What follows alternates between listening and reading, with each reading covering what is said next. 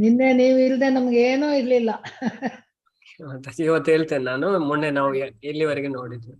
ಆಯ್ತು ಪ್ರಭುಜಿ. Thank you. Hare Krishna. Hare Krishna. Hare Krishna.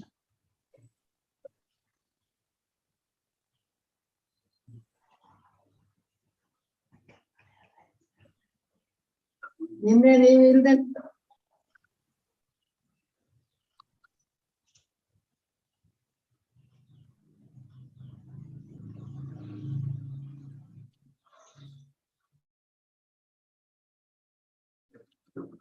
ಓಂ ನಮೋ ಭಗವತೆ ವಾಸುದೇವಾಯ.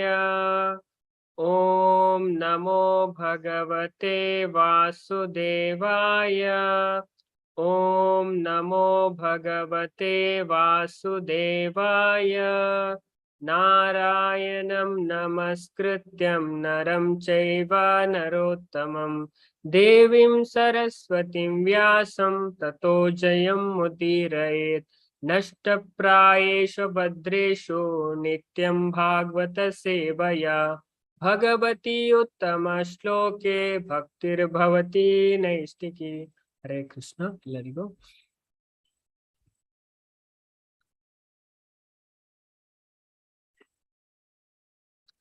ನಾವು ನೋಡ್ತಾ ಇರೋದು ಭಾಗವತದ ಮಹಾತ್ಮೆ. ಭಾಗವತದ ಮಹಾತ್ಮೆಯನ್ನ ಎಲ್ಲಾ ಪುರಾಣಗಳು, ಹೆಚ್ಚಿನ ಪುರಾಣ ಹಾಗೆ ತುಂಬಾ ಪುರಾಣ ತಿಳಿಸುತ್ತೆ. ನಾವು ಮೊನ್ನೆ ನೋಡಿದ್ದು ಅದೇ. ಈ ಅಧ್ಯಾಯದ ಹೆಸರು ಇದು ಪದ್ಮ ಪುರಾಣದಲ್ಲಿ ಬರುವಂತ ಭಾಗವತ ಮಹಾತ್ಮೆ. ತುಂಬಾ ಪುರಾಣಗಳು ಭಾಗವತದ ಶ್ರೇಷ್ಠತೆಯನ್ನ ತಿಳಿಸ್ತದೆ. ಪದ್ಮ ಪುರಾಣದಲ್ಲಿ ಬರುವ 193ನೇ ಅಧ್ಯಾಯ, ಉತ್ತರಕಾಂಡದಲ್ಲಿ ಈ ಅಧ್ಯಾಯ ಬರುತ್ತೆ. ಅದರಲ್ಲಿ ಭಕ್ತಿ ದೇವಿ ಮತ್ತೆ ನಾರದರ ಸಂವಾದ. ಓಕೆ, ಅಲ್ಲಿ ಏನಾಗುತ್ತೆ, ಶೌನಕ ಋಷಿ. ಓಕೆ, ಶೌನಕ ಋಷಿ ಆಶ್ರಮಕ್ಕೆ ಸೂತ ಗೋಸ್ವಾಮಿ ಬರ್ತಾರೆ. ಓಕೆ, ಶೌನಕ ಋಷಿ ಅವರು ಒಬ್ಬ ಪಾಠ ಮಾಡುವಂತವ್ರು. ತುಂಬಾ ಶಿಕ್ಷಕರಿಗೆ ಅವರು ಪಾಠವನ್ನ ಮಾಡ್ತಾರೆ. ಹಾಗೆ ಅವರು ಅವರ ಆಶ್ರಮಕ್ಕೆ ಸೂತರು ಬರ್ತಾರೆ. ಸೂತ ಗೋಸ್ವಾಮಿ ಅವರು ಎಲ್ಲವನ್ನ ತಿಳಿದವರು. ಇಲ್ಲೆಲ್ಲಿ ಭಗವಂತನ ಕಥೆ ಇದೆಲ್ಲ ಆಗ್ತಾರೆ, ಇಲ್ಲೆಲ್ಲ ಹೋಗ್ತಾ ಇರ್ತಾರೆ.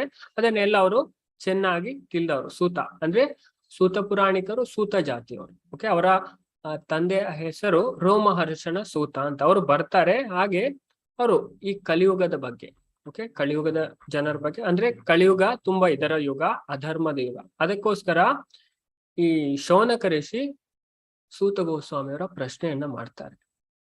ಓಕೆ, ನಾವು ಅವರು ಈ ಸೂತರನ್ನ ತುಂಬಾ ಹೊಗಳ್ತಾರೆ.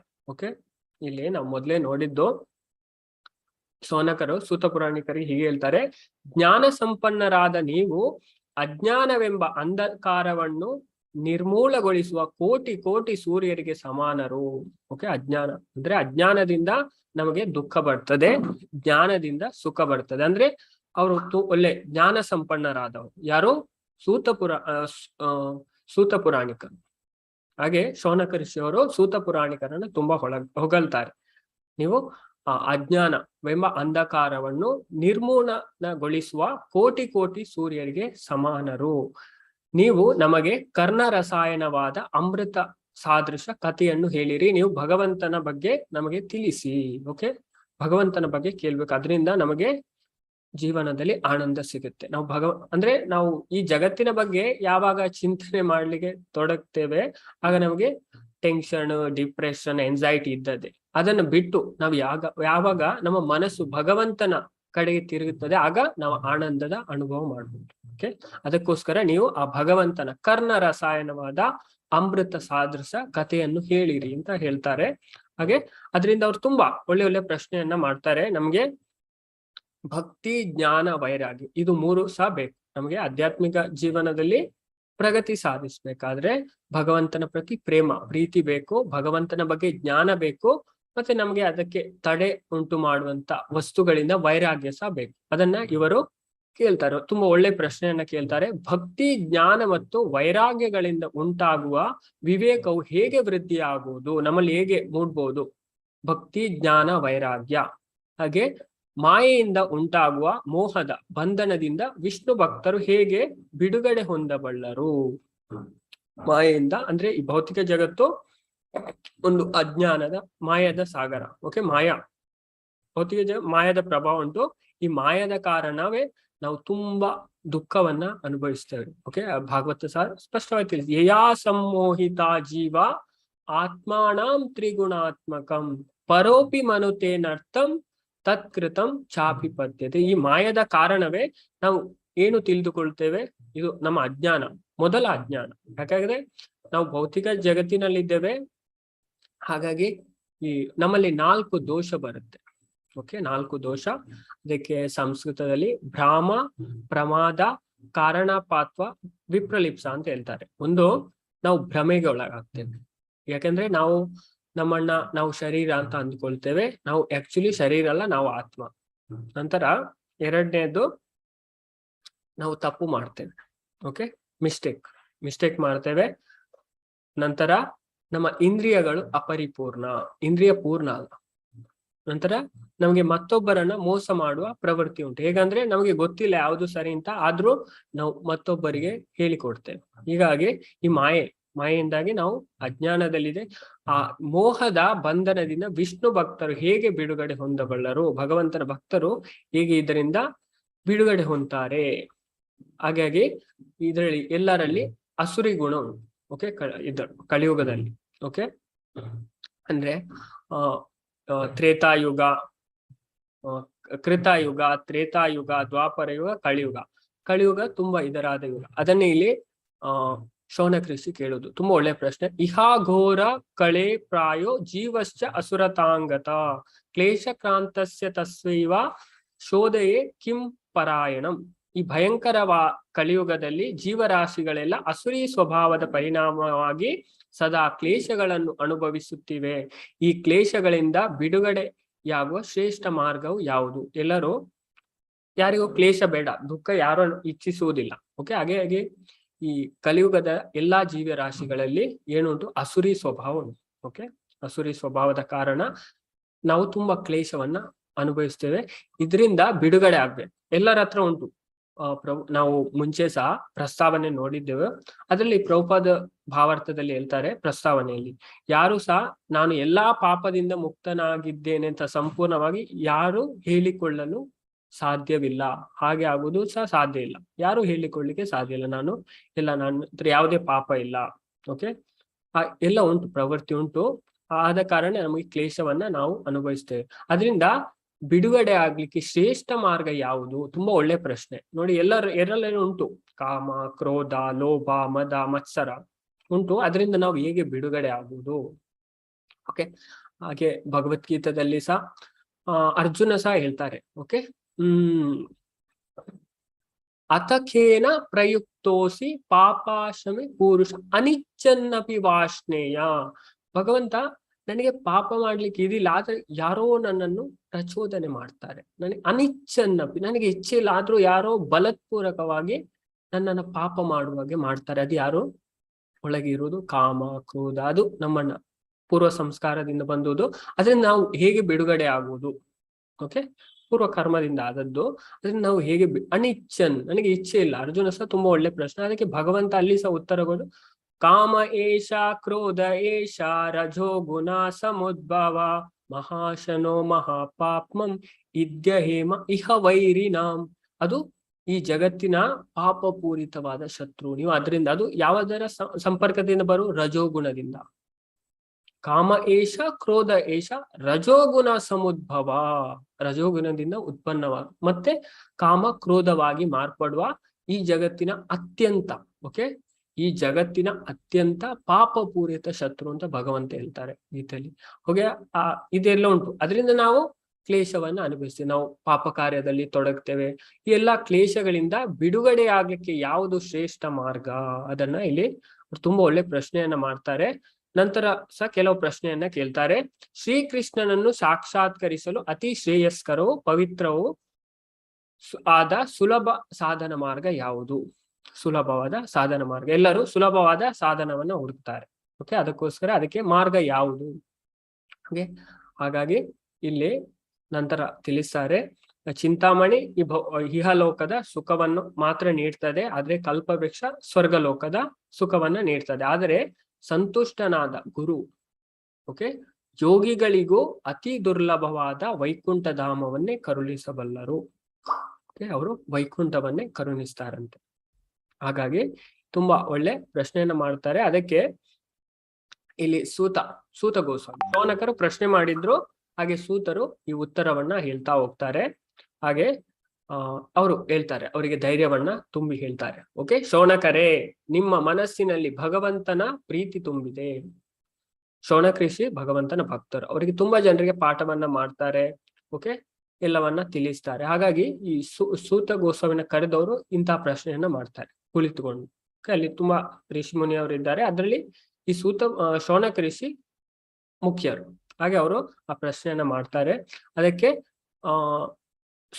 ಸೂತ ಗೋಸ್ವಾಮಿ ಅವರಿಗೆ ಉತ್ತರವನ್ನ ಕೊಡ್ತಾರೆ. ಶೌನಕರೇ, ನಿಮ್ಮ ಮನಸ್ಸಿನಲ್ಲಿ ಭಗವಂತನ ಪ್ರೀತಿ ತುಂಬಿದೆ. ಭಗವಂತನ ಪ್ರತಿ ನಿಮ್ಮ ಮನಸ್ಸಿನಲ್ಲಿ ಪ್ರೀತಿ ಉಂಟು. ಆದ್ದರಿಂದ ನಾನು ಸಂಸಾರ ಭಯವನ್ನು ನಾಶಪಡಿಸುವ ಎಲ್ಲಾ ಸಿದ್ಧಾಂತಗಳ ಸಾರವನ್ನು ನಿಮಗೆ ತಿಳಿಸುತ್ತೇನೆ. ಎಲ್ಲಾ ಸಿದ್ಧಾಂತ, ಎಲ್ಲ ಶಾಸ್ತ್ರದ ಸಾರವನ್ನು, ಅಂದ್ರೆ ಇದರ ಸಾರವನ್ನೇ ಇವರು ತಿಳಿಸ್ತೇನೆ ಅಂತ ಹೇಳ್ತಾರೆ. ಮತ್ತೆ ಇದು ಏನು ಮಾಡುತ್ತೆ? ಭಕ್ತಿಯನ್ನ ಹೆಚ್ಚಿಸುತ್ತೆ ಹಾಗೂ ಭಗವಂತನನ್ನು ಸಂತೋಷಪಡಿಸುವ ತತ್ವ ಸಾರವನ್ನು ತಿಳಿಸುತ್ತದೆ. ಆದ್ರಿಂದ ನೀವು ಏಕಾಗ್ರ ಚಿತ್ತದಿಂದ ಕೇಳಿರಿ. ಇದು ಏನ್ ಮಾಡುತ್ತೆ? ಭಗವಂತನ ಪ್ರತಿ ನಮ್ಮ ಜೀವನದ ಗುರಿ ಭಗವಂತನ ಪ್ರೇಮ ಸಂಪಾದನೆ. ಪ್ರೇಮ ಪುಮಾರ್ಥೋ ಮಹಾನ್. ನಮ್ಮನ್ನೇ ನೋಡಿ ಚೈತನ್ಯ ಮಹಾಪ್ರಭು ಮತಮಿದ. ಚೈತನ್ಯ ಮಹಾಪ್ರಭು ಭಗವಂತನ ಶುದ್ಧ ಪ್ರೇಮ ಜಾಗೃತ ಮಾಡುವುದು ನಮ್ಮ ಮನುಷ್ಯ ಜೀವನದ ಪರಮ ಗುರಿ. ಹಾಗೆ ಭಗವಂತನನ್ನು ಸಂತೋಷಪಡಿಸುವ ಸಂಸಿದ್ಧಿರ್ ಹರಿತೋಷಣಂ. ಎಲ್ಲಾ ವರ್ಣ ಮತ್ತೆ ಆಶ್ರಮಗಳ ಉದ್ದೇಶವದೇ ಭಗವಂತನನ್ನ ಸಂತೋಷಪಡಿಸುವುದು. ಅದನ್ನ ನೀವು ಕೇಳಿ, ಏಕಾಗ್ರ ಚಿತ್ತದಿಂದ ಕೇಳಿ ಅಂತ ಅವರು ಉತ್ತರ ಮಾಡ್ಲಿಕ್ಕೆ ಹೇಳ್ತಾರೆ. ಹಾಗಾಗಿ ಈ ಕಲಿಯುಗದಲ್ಲಿ ಅದನ್ನೇ ಇಲ್ಲಿ ಸ್ಪಷ್ಟವಾಗಿ ಇದನ್ನ ನೀವು ತುಂಬಾ ಇದರಿಂದ ನೋಡಿ ಇಲ್ಲಿ ಇದನ್ನ ಹೇಳ್ತಾರೆ.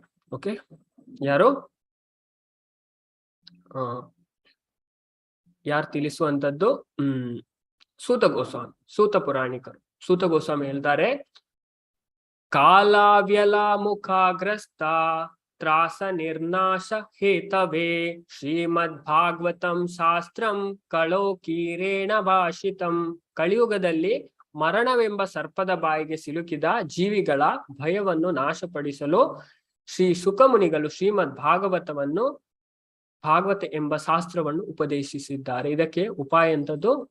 ಭಾಗವತವನ್ನ ಕೇಳು. ಅದನ್ನ ಇಲ್ಲಿ ಸ್ಪಷ್ಟವಾಗಿ ಮೊದಲಿಗೆ ಸೂತ ಗೋಸ್ವಾಮಿ ಶೌನಕ ಋಷಿಗಳಿಗೆ ಇದನ್ನ ತಿಳಿಸ್ತಾರೆ. ಕಲಿಯುಗದಲ್ಲಿ ಅದಕ್ಕಿಂತ ಮಿಗಿಲಾದ ಇದು ಇಲ್ಲ. ಕಲಿಯುಗದ ದಲ್ಲಿ ಮನಸ್ಸು ಶುದ್ಧಿ ಆಗ್ಲಿಕ್ಕೆ ಶ್ರೀಮದ್ ಭಾಗವತಕ್ಕಿಂತ ಶ್ರೇಷ್ಠವಾದ ಸಾಧನೆ ಯಾವುದೂ ಇಲ್ಲ. ಇದು ಎಲ್ಲರಿಗೂ ಸಿಗುವುದಿಲ್ಲ. ಜನ್ಮ ಜನ್ಮಾಂತರದ ಪುಣ್ಯದ ಫಲದಿಂದ ಈ ಭಾಗವತವನ್ನ ಅಧ್ಯಯನ ಮಾಡುವುದು, ಕೇಳುವಂತ ಭಾಗ್ಯ ದೊರಕುವುದು. ಹಾಗೆ ನಂತರ ಆ ಕಥೆಯನ್ನ ನಿಮ್ಗೆ ಮುಂಚೆ ಹೇಳಿದೆ. ಏನಾಗ್ತದೆ, ಒಮ್ಮೆ ಬ್ರಹ್ಮಾಜಿಗೆ ಈ ವಿಷಯ ತಿಳಿಯುತ್ತೆ. ಈ ಪರೀಕ್ಷಿತ್ ಮಹಾರಾಜರು ಮೊದಲಿಗೆ ಒಂದು ಸ್ಟೋರಿ ಆಗ್ತದೆ. ಪರೀಕ್ಷಿತ್ ಮಹಾರಾಜರಿಗೆ ಭಾಗವತವನ್ನ ಹೇಳ್ತಾರೆ ಅಂತ ಗೊತ್ತಾಗ್ತದೆ. ಯಾರಿಗೆ? ದೇವತೆಗಳಿಗೆ. ಅವರಿಗೆ ಶಾಪ ಬರ್ತದೆ ಅಂತ. ಆ ಕಥೆಯನ್ನ ನಾವು ಮುಂದೆ ವಿಸ್ತಾರವಾಗಿ ನೋಡ್ಲಿಕ್ಕಿದ್ದೇವೆ. ಅವರಿಗೆ ಹೇಗೆ ಶಾಪ ಸಿಗೋದು ಮೊದಲನೇ ಸ್ಕಂದದಲ್ಲೇ ಇದರ ವರ್ಣನೆ ಬರುತ್ತೆ. ಪರೀಕ್ಷಿತ್ ಮಹಾರಾಜರಿಗೆ ಒಬ್ಬ ಶಮೀಕ್ ಋಷಿಯ ಮಗ ಶೃಂಗಿ ಅಂತ ಒಬ್ಬ ಋಷಿ ಇದ್ದಾರೆ, ಬ್ರಾಹ್ಮಣ ಪುತ್ರ. ಅವರಿಂದ ಶಾಪ ಸಿಗುತ್ತೆ. ಹಾಗೆ ಅವರಿಗೆ ಆ ಹುಡುಗ ಶಾಪ ಕೊಡ್ತಾನೆ, 7 ದಿವಸದಲ್ಲಿ ತಕ್ಷಕ ಎನ್ನುವ ಹಾವು ಕಚ್ಚಿ ಸಾಯ್ಬೇಕು ಅಂತ ಪರೀಕ್ಷಿತ ರಾಜ. ಹಾಗಾಗಿ ಈ ವಿಷಯ ಶುಕದೇವ್ ಗೋಸ್ವಾಮಿ ಪರೀಕ್ಷಿತನಿಗೆ ಭಾಗವತ ಹೇಳ್ತಾರೆ ಅಂತ ಗೊತ್ತಾಗುತ್ತೆ. ಯಾರಿಗೆ? ದೇವತೆಗಳಿಗೆ. ಅವ್ರೇನು ಒಂದು ಅಮೃತ ಕುಂಭವನ್ನ ತೆಗೆದುಕೊಂಡು ಇಲ್ಲಿಗೆ ಬರ್ತಾರೆ. ಅವ್ರು ಹೇಳುವ ಗಂಗಾ ನದಿಯ ತೀರಕ್ಕೆ ಎಲ್ಲರೂ ಬರ್ತಾರೆ ದೇವತೆಗಳಿಗೆ. ಇಂದ್ರ ಸಹ ಇರ್ತಾರೆ. ಹಾಗಾಗಿ ಅಲ್ಲಿ ಅವರು ಶುಕದೇವ್ ಗೋಸ್ವಾಮಿ ಹತ್ರ ಹೇಳ್ತಾರೆ, ದೇವತೆಯವರು, ನೀವು ಭಾಗವತವನ್ನ ಪರೀಕ್ಷಿತ್ ಮಹಾರಾಜರಿಗೆ ಹೇಳ್ಬೇಕು ಅಂತ ಇದ್ದೀರಲ್ಲ, ಅದನ್ನ ನಮಗೆ ಹೇಳಿ. ನೀವು ಈ ಅಮೃತ, ಯಾಕಂದ್ರೆ ಅವರನ್ನ ಬದುಕಿಸ್ಬೇಕು ಅಂತ ನಿಮ್ಮ ಉದ್ದೇಶ, ಅದಕ್ಕೋಸ್ಕರ ನೀವು ಅಮೃತ ಕೊಡಿ. ಯಾಕಂದ್ರೆ ಅಮೃತ ಕುಡಿದ್ರೆ ಸಾಯುವುದಿಲ್ಲ. ಅಂದ್ರೆ ಸಾಯುವುದೇ ಇಲ್ಲ ಅಂತಿಲ್ಲ, ಸಾಯ್ತಾರೆ. ಸಾಯುವುದು ಮಾತ್ರ ತಡ ಆಗುತ್ತೆ. ಓಕೆ, ಅವರನ್ನ ಬದುಕಿಸಿ. ಅದಕ್ಕೋಸ್ಕರ ನೀವು ಅಮೃತವನ್ನ ಅವರಿಗೆ ಕೊಡಿ, ಆ ಭಾಗವತವನ್ನ ಹೇಳ್ಬೇಕು ಅಂತ ಉಂಟಲ್ಲ ಅದನ್ನ ನಮಗೆ ಹೇಳಿ ಅಂತ. ಓಕೆ, ಅದಕ್ಕೆ ಹಾಗೆ ಅವರು ತುಂಬಾ ಇದಾಗಿದ್ರು. ಹಾಗಾಗಿ ಹೀಗೆ ಹೇಳುವಾಗ ಅವರು ನಗುತ್ತಾ ಹೇಳ್ತಾರೆ, ಕೊಸುದಾ ಕೊಕತಾ ಲೋಕೆ ಕ್ವಾ ಕಾಚ ಮನಿರ್ ಮಹಾನ್. ಎಲ್ಲಿಂದ ಎಲ್ಲಿಗೆ ಸಂಬಂಧ? ಒಂದು ಗಾಜಿನ ಚೂರಿಗೂ ಒಂದು ನವರತ್ನಕ್ಕೂ ನಾವು ಎಕ್ಸ್ಚೇಂಜ್ ಮಾಡ್ಲಿಕ್ಕೆ ಆಗತ್ತಾ? ಪರಸ್ಪರ ಚೇಂಜಸ್ ಮಾಡ್ಲಿಕ್ಕೆ ಆಗುತ್ತೆ? ಇಲ್ಲ. ಓಕೆ, ಒಂದು ಗಾಜಿನ ಚೂರು ಸಹ ಹೊಳೆಯಬಹುದು, ರತ್ನ ಸಹ ಹೊಳೆಯಬಹುದು. ಓಕೆ, ಅದಕ್ಕೆ ಎಲ್ಲಿಂದ ಎಲ್ಲಿಗಿರುವ ವ್ಯತ್ಯಾಸ. ಅದಕ್ಕೋಸ್ಕರ ಅವರು ಇದನ್ನ ನಕ್ಕು ಹೇಳ್ತಾರೆ. ಓಕೆ, ಇದರ ಸ್ಥಾನ ಎಲ್ಲಿ? ಆ ಭಾಗವತ, ಸರ್ವಶ್ರೇಷ್ಠವಾದ ಭಾಗವತದ ಸ್ಥಾನ ಎಲ್ಲಿ? ಓಕೆ, ಇಲ್ಲಿ ಹೇಳ್ತಾರೆ. ಸುಖದೇವ್ ಗೋಸ್ವಾಮಿ ನಗುತ್ತಾ ಹೇಳ್ತಾರೆ, ಸ್ವರ್ಗಲೋಕದ ಅಮೃತದ ಸಾಮಾನ್ಯ ಸ್ಥಾನವೆಲ್ಲಿ? ಪರಮ ಪವಿತ್ರ ಶ್ರೀಮದ್ ಭಾಗವತದ ಕಥಾಮೃತದ ಅತ್ಯುತ್ತರವಾದ ಸ್ಥಾನವೆಲ್ಲಿ? ಸಾಮಾನ್ಯ ಗಾಜಿನ ತುಂಡನ್ನು ಅಮೂಲ್ಯ ರತ್ನದೊಡನೆ ಹೋಲಿಸುವುದಾದರೂ ಹೇಗೆ? ಓಕೆ, ಒಂದು ಗಾಜಿನ ತುಂಡನ್ನು ಅಮೂಲ್ಯವಾದ ರತ್ನದೊಡನೆ ಹೋಲಿಸುವುದು ಹೇಗೆ ಎಂದು ಅವರು ನುಡಿದರು. ನಗುತ್ತಾ ಅವರು ಹೇಳ್ತಾರೆ, ಯಾಕೆಂದ್ರೆ ಸುಖದೇವ್ ಗೋಸ್ವಾಮಿ ಗೊತ್ತಿತ್ತು ದೇವತೆಗಳು ಭಕ್ತಿಹೀನ, ಅಂದ್ರೆ ಅವರು ಭಕ್ತರೇ, ಆದ್ರೆ ಅವರು ಸಕಾಮ ಭಕ್ತರು. ಓಕೆ, ನಿಷ್ಕಾಮ ಭಕ್ತರಲ್ಲ, ಹನುಮಾನ್ಜಿಯಾಗೆ ಭಕ್ತರಲ್ಲ. ಓಕೆ, ಹನುಮಾನ್ಜಿಗೆ ಯಾವುದೇ ಇಚ್ಛೆ ಇಲ್ಲ, ಅವರು ಭಗವಂತನ ಶುದ್ಧ ಭಕ್ತರು, ಸಕಾಮ. ಹಾಗೆ ಈ ಭಾಗವತದ ಕಥಾಮೃತನ್ನ ಅವರಿಗೆ ಕೊಡ್ಲಿಕ್ಕೆ ಇವರು ನಿರಾಕರಿಸ್ತಾರೆ. ಓಕೆ, ಅಂದ್ರೆ ಇಲ್ಲಿ ನಾವು ಒಂದು ಇದನ್ನ ಕೇಳ್ಬೇಕು. ಇದರಲ್ಲಿ ಒಂದು ಇದನ್ನ ಹೇಳ್ತಾರೆ ಯಾರು? ಸೂತ ಗೋಸ್ವಾಮಿ ಶೌನಕ್ ಋಷಿಗಳಿಗೆ ಹೇಳ್ತಾರೆ, ಶ್ರೀಮದ್ ಭಾಗವತಿ ವಾರ್ತಾ ಸುರಾಣಾಮಪಿ ದುರ್ಲಭ. ಮನುಷ್ಯರಿಗೆ ಮಾತ್ರ ಅಲ್ಲ, ದೇವತೆಗಳಿಗೂ ದುರ್ಲಭ ಅಂತೆ. ಓಕೆ, ಭಾಗವತ ಕಥೆಯು ದೇವತೆಗಳಿಗೂ ದುರ್ಲಭ. ಓಕೆ, ನಾವು ಎಷ್ಟು ಭಾಗ್ಯವಂತರು ತಿಳಿದುಕೊಳ್ಳಿ. ಹೀಗೆ ಮತ್ತೊಂದು ಕಥೆಯನ್ನ ತಿಳಿಸ್ತಾರೆ. ಹಿಂದೊಮ್ಮೆ ಹೀಗೆ ಭಾಗವತವನ್ನ ಕೇಳಿ ಪರೀಕ್ಷಿತ ಮಹಾರಾಜ ಮೋಕ್ಷ ಪಡೆದ ಎನ್ನುವ ಸುದ್ದಿಯನ್ನ ಯಾರಿಗೆ ಗೊತ್ತಾಗುತ್ತೆ? ಇದು ಬ್ರಹ್ಮಾಜಿ ಗೊತ್ತಾಗುತ್ತೆ. ಅವರಿಗೆ ಆಶ್ಚರ್ಯ ಆಗುತ್ತೆ. ಓಕೆ, ಖಾಲಿ ಭಾಗವತವನ್ನ ಶ್ರವಣ ಮಾಡಿ ಪರೀಕ್ಷಿತ ಮಹಾರಾಜ ಮೋಕ್ಷವನ್ನ ಪ್ರಾಪ್ತಿ ಮಾಡಿದ್ರು ಅಂತ ಕೇಳಿ ಅವರಿಗೆ ಆಶ್ಚರ್ಯ ಆಗುತ್ತೆ. ಅದಕ್ಕೋಸ್ಕರ ಅವರು ಸತ್ಯಲೋಕದಲ್ಲಿ ಅಂದ್ರೆ ಬ್ರಹ್ಮಲೋಕದಲ್ಲಿರುವ ಎಲ್ಲ ಮೋಕ್ಷ ಸಾಧನವನ್ನ ಒಂದು ತಕ್ಕಡಿಯಲ್ಲಿ ಹಾಕ್ತಾರೆ, ತುಂಬಾ ಪುಸ್ತಕವನ್ನು. ಇನ್ನೊಂದು ತಕ್ಕಡಿಯಲ್ಲಿ ಭಾಗವತವನ್ನ ಹಾಕ್ತಾರೆ. ಆಗ ಆ ಭಾಗವತವೇ ಭಾರವಾಗಿ ನಿಂತಿದ್ದು, ಬಾಕಿ ಎಲ್ಲ ಮೇಲೆ ಹೋಯ್ತು. ಅದು ಹಗುರ ಆಯ್ತು, ಬಾಕಿ ಎಲ್ಲ. ಇದರಿಂದ ಅಲ್ಲಿ ನೆರೆದ ಎಲ್ಲಾ ಋಷಿಗಳು ಇದು ಮಾಡ್ತಾರೆ. ಕಲಿಯುಗದಲ್ಲಿ ಓಕೆ ನೋಡಿ, ಈ ಕಲಿಯುಗದಲ್ಲಿ ಶ್ರೀಮದ್ ಭಾಗವತ ಭಗವಂತನ ಸಾಕ್ಷಾತ್ ವಾಂಗ್ಮಯ ಮೂರ್ತಿ ಎಂದು ಮತ್ತು ಇದರ ಅಧ್ಯಯನ ಶ್ರವಣಗಳಿಂದ ನಿಶ್ಚಯವಾಗಿ ವೈಕುಂಠ ಪಡೆಯಲು ಸಾಧ್ಯವಾಗುವುದೆಂದು ಅಲ್ಲಿ ನೆರೆದ ಋಷಿಗಳು ತಿಳಿಸಿದರು. ಕಲಿಯುಗದಲ್ಲಿ ಈ ಭಾಗವತ, ನಾವು ಭಗವಂತನನ್ನ ಕಲಿಯುಗದಲ್ಲಿ ನೋಡ್ಬೇಕಾದ್ರೆ ಅದು ಯಾವುದರಿಂದ? ಭಾಗವತದ ಮುಖಾಂತರ ಸಾಧ್ಯ. ಓಕೆ, ಭಾಗವತದ ಅಂದ್ರೆ ಉದ್ಧವಸ ಪ್ರಶ್ನೆ ಮಾಡುವುದು ಭಗವಂತನಿಗೆ. ಓಕೆ, ಉದ್ಧವ ಗೀತೆ, ನಾವು ನಿಮ್ಮನ್ನ ಹೇಗೆ ನೋಡುವುದು? ನೀವು ಅವತಾರ ಸಮಾಪ್ತಿ ಮಾಡಿದೆ ಆದ್ರೆ ಭಗವಂತ ಹೇಳ್ತಾರೆ, ನಾನು ಭಾಗವತದ ರೂಪದಲ್ಲಿ ಇದ್ದೇನೆ. ಇದು ಭಾಗವತ ಅಂದ್ರೆ ಸಾಕ್ಷಾತ್ ಕೃಷ್ಣ. ಓಕೆ, ಪಾಪಿಗಳಾದ ನಮಗೆ ಕಾಣುವುದಿಲ್ಲ, ಆದ್ರೆ ಭಾಗವತ ಸಾಕ್ಷಾತ್ ಕೃಷ್ಣ. ನಾವು ತುಂಬಾ ಇದು ಮಾಡಿದ್ದೆ, ಅದರಿಂದ ಮುಕ್ತ ಆದ್ರೆ ಓಕೆ, ನಾವು ಅದನ್ನ ನಮ್ಗೆ ಭಗವಂತ ಕಾಣ್ತಾನೆ. ಭಾಗವತ ಅಂತ ಒಂದು ಸಾಕ್ಷಾತ್ ಭಗವಂತ. ನಾವು ಮೊದಲೇ ತಿಳಿಸ್ತೇನೆ, ಒಂದೊಂದು ಸ್ಕಂದ, ಮೊದಲ 2 ಸ್ಕಂದ ಪಾದೋ ಯದಿಯೋ ಪ್ರಥಮ ದ್ವಿತೀಯೋ, 1ನೇ ಮತ್ತೆ 2ನೇ ಸ್ಕಂದ ಭಗವಂತನ ಪಾದ. ಹಾಗೆ ಒಂದೊಂದು ಇದು ಉಂಟು. ಪದ್ಮಪುರಾಣ ಸ್ಪಷ್ಟವಾಗಿ ತಿಳಿಸ್ತದೆ ಭಾಗವತ ಭಗವಂತನ ವಾಂಗ್ಮಯ ಮೂರ್ತಿ. ಭಗವಂತನಿಗೂ ಭಾಗವತಕ್ಕೂ ಯಾವುದೇ ವ್ಯತ್ಯಾಸ ಇಲ್ಲ. ಭಾಗವತ ಭಗವಂತನ ಗ್ರಂಥಾವತಾರ. ಇದರ ಅಧ್ಯಯನ ಶ್ರವಣಗಳಿಂದ ನಿಶ್ಚಯವಾಗಿ ಅವರು ಭಗವಂತನನ್ನ ಪ್ರಾಪ್ತಿ ಮಾಡ್ಲಿಕ್ಕೆ ಸಾಧ್ಯ. ಇದನ್ನ ಎಲ್ಲ ಋಷಿಗಳು ಅಲ್ಲಿ ತಿಳಿಸ್ತಾರೆ. ನಂತರ ಅವರು ಇದರ ಒಂದು ಕಥೆಯನ್ನ ಹೇಳ್ತಾರೆ ಹಿಂದೆ. ಓಕೆ, ಅವರು ನಾರದ್ ಮುನಿಗಳು ಓಕೆ ಕಲಿಯುಗದಲ್ಲಿ ಹೀಗೆ ಸಂಚಾರ ಮಾಡ್ತಾ ಇದ್ರಂತೆ. ಎಲ್ಲಾ ಕಡೆ ತಿರುಗುತ್ತಾ ಇದ್ರು. ತಿರುಗಿ ತುಂಬಾ ಅವರು ಕ್ಷೇತ್ರವನ್ನೆಲ್ಲ ಹೋಗ್ತಾರೆ. ಪುಷ್ಕರ, ಪ್ರಯಾಗ, ಕಾಶಿ, ಗೋದಾವರಿ, ಹರಿದ್ವಾರ, ಕುರುಕ್ಷೇತ್ರ, ಶ್ರೀರಂಗ, ರಾಮೇಶ್ವರ ಮುಂತಾದ ಎಲ್ಲಾ ತೀರ್ಥಕ್ಷೇತ್ರವನ್ನ ನೋಡ್ತಾರೆ. ಆದ್ರೆ ಅವರಿಗೆ ಯಾವ ತೀರ್ಥಕ್ಷೇತ್ರಕ್ಕೆ ಹೋದ್ರೂ ಸಂತೋಷವಾಗ್ಲಿ, ಮನಶಾಂತಿ ಆಗಲಿ ಕಾಣಸಿಗ್ಲಿಲ್ಲ. ಓಕೆ, ಯಾಕೆಂದ್ರೆ ಇದಕ್ಕೆ ಆ ಟೈಮದಲ್ಲಿ ಭೂಮಂಡಲಕ್ಕೆ ಕಳಿ ಆಕ್ರಮಿಸಿತ್ತು. ಅದರ ಕಾರಣ ಅವರಿಗೆ ಯಾವುದು ಅಂದ್ರೆ ಎಲ್ಲವೂ ನಶಿಸಿತ್ತು. ಭೂಲೋಕದಲ್ಲಿ ಯಾವುದೇ ಸತ್ಯ, ತಪಸ್ಸು, ಶುಚಿತ್ವ, ಕರುಣೆ, ದಾನ ಇದು ಯಾವುದು ನಡೀತಾ ಇರಲಿಲ್ಲ. ಎಲ್ಲರಿಂದ ಜನಗಳು ಸೋಮಾರಿಯಾಗಿದ್ದು, ಎಲ್ಲ ತೊಂದರೆಗೆ ಈಡಾಗಿದ್ದು. ಅದು ಯಾವುದರ ಕಾರಣ ಅಂದ್ರೆ ಈ ಕಲಿಯುಗದ ಪ್ರಭಾವದಿಂದ. ಓಕೆ, ಹಾಗೆ ಅವ್ರು ತುಂಬಾ ದುಃಖಿತರಾಗಿದ್ರು. ಹೀಗೆ ಹೋಗುತ್ತಾ ಹಾಗೆ ಅವರು ಅಲ್ಲಿ ಹೋಗುವಾಗ ಓಕೆ ತುಂಬಾ ನಡೆದುಕೊಂಡು ಹೋಗ್ತಾರೆ. ಇದನ್ನ ಕೇಳುವುದು ಸನಕಾದಿಗಳು. ಓಕೆ, ಸನಕಾದಿಗಳು, ನೀವು ಯಾಕೆ ಇಷ್ಟು ಖಿನ್ನರಾಗಿದ್ದೀರಾ, ಹೀಗೆ ಬೇಜಾರಾಗಿದ್ದೀರಾ ಅಂತ. ಅದಕ್ಕೆ ಈ ಕಥೆಯನ್ನ ಅವ್ರು ಹೇಳ್ತಾರೆ. ನಾನು ಹೀಗೆ ಹೋಗ್ತಾ ಇದ್ದೆ, ಹಾಗೆ ನಾನು ಹೋಗುವಾಗ ಒಂದು ಜಾಗದಲ್ಲಿ ಓಕೆ ಒಬ್ಬ ಯುವತಿ ಕೂಗ್ತಾ ಇದ್ರಂತೆ. ಓಕೆ, ಒಂದು ಯುವತಿ ಕೂಗ್ತಾ ಇದ್ರು. ಅವರ ಪಕ್ಕದಲ್ಲಿ 2 ವೃದ್ಧರು ಮಲಗಿದ್ರು. ಓಕೆ, ನಾವು ಮುನ್ನೆ ನೋಡಿದ್ದೆವು. ಆ ಯುವತಿ ಯಾರು, ಭಕ್ತಿ ಅಂತ ಅವರ ಹೆಸರು. ಅವರ ಪಕ್ಕದಲ್ಲಿ ಮಲಗಿರುವಂತ 2 ವ್ಯಕ್ತಿ ಜ್ಞಾನ ಮತ್ತೆ ವೈರಾಗ್ಯ. ಅವರು ಮಲಗಿದ್ರು. ಅವರು ಇವರನ್ನ ಎಬ್ಬಿಸ್ಲಿಕ್ಕೆ ತುಂಬಾ ಪ್ರಯತ್ನ ಪಡ್ತಾ ಇದ್ರು. ಭಕ್ತಿ ಅವರನ್ನ ಎಬ್ಬಿಸ್ಲಿಕ್ಕೆ ತುಂಬಾ ಪ್ರಯತ್ನ ಮಾಡ್ತಿದ್ರು. ಮತ್ತೆ ಅವರ ಸುತ್ತಲೂ ಸಹ ತುಂಬಾ ಸ್ತ್ರೀಯರಿದ್ರು. ಅವರಿಗೆ ಗಾಳಿಯನ್ನ ಬೀಸ್ತಾ ಇದ್ರು, ತುಂಬಾ ಅವರ ಸೇವೆಯನ್ನ ಮಾಡ್ತಾ ಇದ್ರು.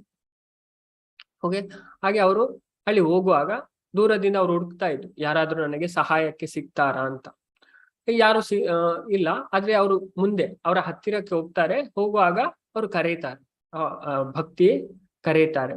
ಓಕೆ, ನೀವು ನಾರದರೆ ನೀವು ಬನ್ನಿ.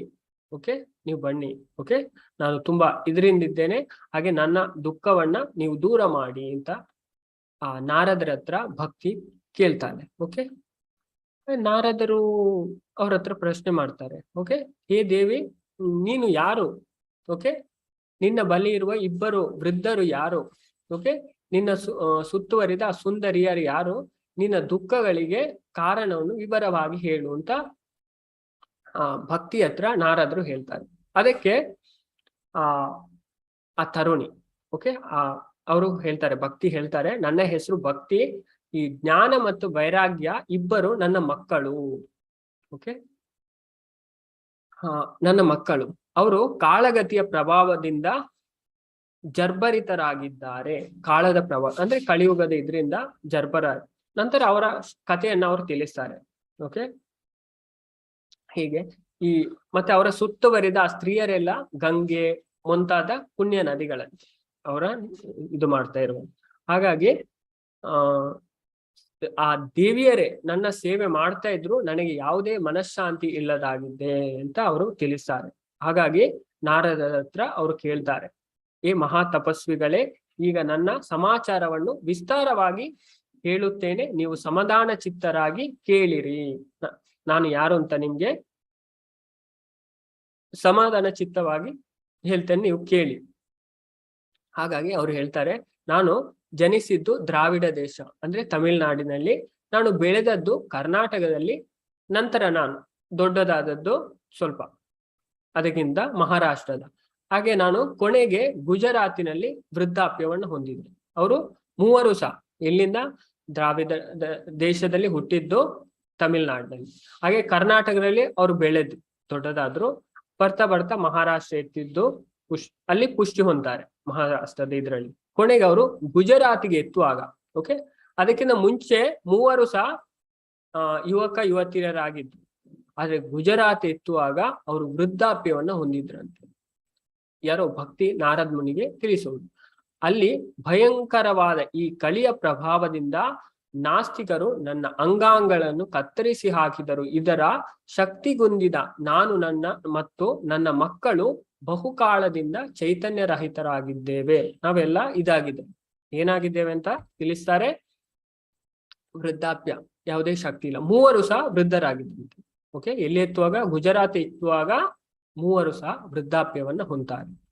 ಆದರೆ ನಂತರ ಅವರು ಮೂವರು ಇಲ್ಲಿಗೆ ಬರುವಾಗ, ಈ ಬೃಂದಾವನಕ್ಕೆ ಬಂದಾಗ ಏನಾಗುತ್ತೆ, ಆ ಭಕ್ತಿ ಯುವತಿ ಆಗ್ತಾರೆ. ಆದ್ರೆ ಅವರ ಮಕ್ಕಳು ಜ್ಞಾನ ವೈರಾಗ್ಯರು ಹಾಗೆ ವೃದ್ಧರಾಗಿ ಉಳಿತಾರೆ. ಓಕೆ, ಅವ್ರು ತುಂಬಾ ಕಷ್ಟ ಪಡ್ತಾ ಇದ್ದಾರೆ, ಅವ್ರಿಗೆ ಹೇಳಲಿಕ್ಕೆ ಆಗುದಿಲ್ಲ. ಇವರು ತುಂಬಾ ಪ್ರಯತ್ನವನ್ನ ಮಾಡ್ತಾರೆ. ಹಾಗಾಗಿ ಇವರು ತಿಳಿಸ್ತಾರೆ, ಭಕ್ತಿ ಹೇಳ್ತಾರೆ, ನಾನೀಗ ತರುಣಿಯಾಗಿ ಪರಿವರ್ತಲಾಗಿದ್ದರೂ ನನ್ನ ಈ 2 ಮಕ್ಕಳು ವೃದ್ಧರಾಗಿ ಉಳಿದಿದ್ದಾರೆ. ನಾನು ತರುಣಿಯಾಗಿದ್ದೇನೆ, ಆದ್ರೆ ನನ್ನ 2 ಮಕ್ಕಳು ಜ್ಞಾನ ಮತ್ತು ವೈರಾಗ್ಯರು ವೃದ್ಧರಾಗಿ ಉಳಿದಿದ್ದಾರೆ. ಇದರಿಂದ ನಾನು ತುಂಬಾ ದುಃಖಿತಲಾಗಿದ್ದೇನೆ. ಭಕ್ತಿಗೆ ತುಂಬಾ ದುಃಖ ಆಗಿದೆ. ಈ ಸ್ಥಿತಿಯು ಉಂಟಾಗಲು ಕಾರಣ ಏನು, ಇದಕ್ಕೆ ಕಾರಣ ಏನು ಅಂತ ನನಗೆ ಗೊತ್ತಿಲ್ಲ. ಅದನ್ನ ಅವರು ನಾರದ್ ಮುನಿಗೆ ಹೇಳ್ತಾರೆ. ನಾವು ಮೂವರು ಜೊತೆಯಾಗಿಯೇ ಇರಬೇಕಾದವರು. ಜ್ಞಾನ, ಭಕ್ತಿ, ವೈರಾಗ್ಯ ಮೂವರು ಸಹ ಜೊತೆಗೆ ಇರಬೇಕಾದವರು. ಆದ್ರೆ ಲೋಕದಲ್ಲಿ ತಾಯಿಯು ಮುದುಕಿಯಾಗಿ ಮಕ್ಕಳು ತರುಣಿಯಾಗಿರುವುದು ಸಹಜ. ಓಕೆ, ತಾಯಿ ಮುದುಕಿಯಾಗಿ ಮಕ್ಕಳು ತರುಣರಾಗಿರುವುದು ಸಹಜ. ಆದ್ರೆ ಇದು ಉಲ್ಟಾಗಿದೆ. ಓಕೆ, ಮಕ್ಕಳು ವೃದ್ಧರಾಗಿದ್ದಾರೆ, ತಾಯಿ ತರುಣಿಯಾಗಿದ್ದಾರೆ. ಇದು ಉಲ್ಟಾಗಿದೆ. ಈ ಜಗತ್ತಿನಲ್ಲಿ ಹೀಗೆ ಎಲ್ಲೂ ಸಹ ಇಲ್ಲ. ಆದರೆ ನಮ್ಮಲ್ಲಿ ಈ ವೈಪರೀತ್ಯ ಉಂಟಾಗಲು ಕಾರಣ ಏನು, ನಮ್ಗೆ ಈಗಾಗಲೇ ಕಾರಣ ಏನು ಅಂತ ಯಾರು ಕೇಳ್ತಾರೆ? ಭಕ್ತಿ ನಾರದ್ ಮುನಿ ಹತ್ರ ಕೇಳ್ತಾರೆ. ಇದರಿಂದ ನಾನು ಆಶ್ಚರ್ಯಚಕಿತಲು ವಿಷ್ಕಣ್ಣ ಮನಸ್ಕರು ಆಗಿದ್ದೇನೆ. ಹೇ ಯೋಗಿ ಶ್ರೇಷ್ಠರೇ, ಧೀಮಂತರೇ, ನಮ್ಮ ಪರಿಸ್ಥಿತಿ ಹೀಗಾಗಲು ಕಾರಣವೇನು ಎಂಬುದನ್ನು ದಯಮಾಡಿ ತಿಳಿಸಿರಿ. ನಾವು ಹೀಗಾಗ್ಲಿಕ್ಕೆ ಕಾರಣ ಏನು, ನೀವು ದಯಮಾಡಿ ತಿಳಿಸ್ಬೇಕು ಅಂತ ಭಕ್ತಿ ನಾರದ್ ಮುನಿ ಹತ್ರ ಕೇಳ್ತಾರೆ. ಹಾಗೆ ನಾರದ್ ಮುನಿ ಅವರು ಅವರಿಗೆ ಉತ್ತರಿಸ್ತಾರೆ. ಹೇ ಪವಿತ್ರ ಆತ್ಮಲೆ, ನೀನು ದುಃಖಿಸಬೇಡ. ಓಕೆ, ಆ ಭಗವಂತ ತುಂಬಾ ಕರುಣಾಮಯಿ. ನಾನು ಈಗಲೇ ಎಲ್ಲವನ್ನು ನನ್ನ ಜ್ಞಾನದ ದೃಷ್ಟಿಯಿಂದ ತಿಳಿದು ನಿನಗೆ ಹೇಳ್ತೇನೆ. ನೀನು ಹೆದರ್ಬೇಡ, ದುಃಖ ಮಾಡಬೇಡ, ದುಃಖಿಸ್ಬೇಡ. ನಾನು ಎಲ್ಲವನ್ನು ಜ್ಞಾನದ ಅಂದ್ರೆ ನಾರದ್ ಮುನಿ ತ್ರಿಕಾಲಜ್ಞನಾಗೆ ಅವರು ಜ್ಞಾನದ ದೃಷ್ಟಿಯಿಂದ ಇದಕ್ಕೇನು ಕಾರಣ ಅಂತ ತಿಳಿಸ್ತಾರೆ. ಹಾಗಾಗಿ ಇಲ್ಲಿ ಸೂತ ಗೋಸ್ವಾಮಿ ತಿಳಿಸ್ತಾರೆ, ಆ ಭಕ್ತಿಯನ್ನು ಸ್ವಾಂತ ನೀಡಿದ ನಾರದರು ಅವಳ ದುಃಖದ ಕಾರಣವನ್ನು ಜ್ಞಾನದ ದೃಷ್ಟಿಯಿಂದ ತಿಳಿದುಕೊಂಡು ಈ ರೀತಿ ಕೇಳಲು ಉದ್ಯುಕ್ತರಾದರು.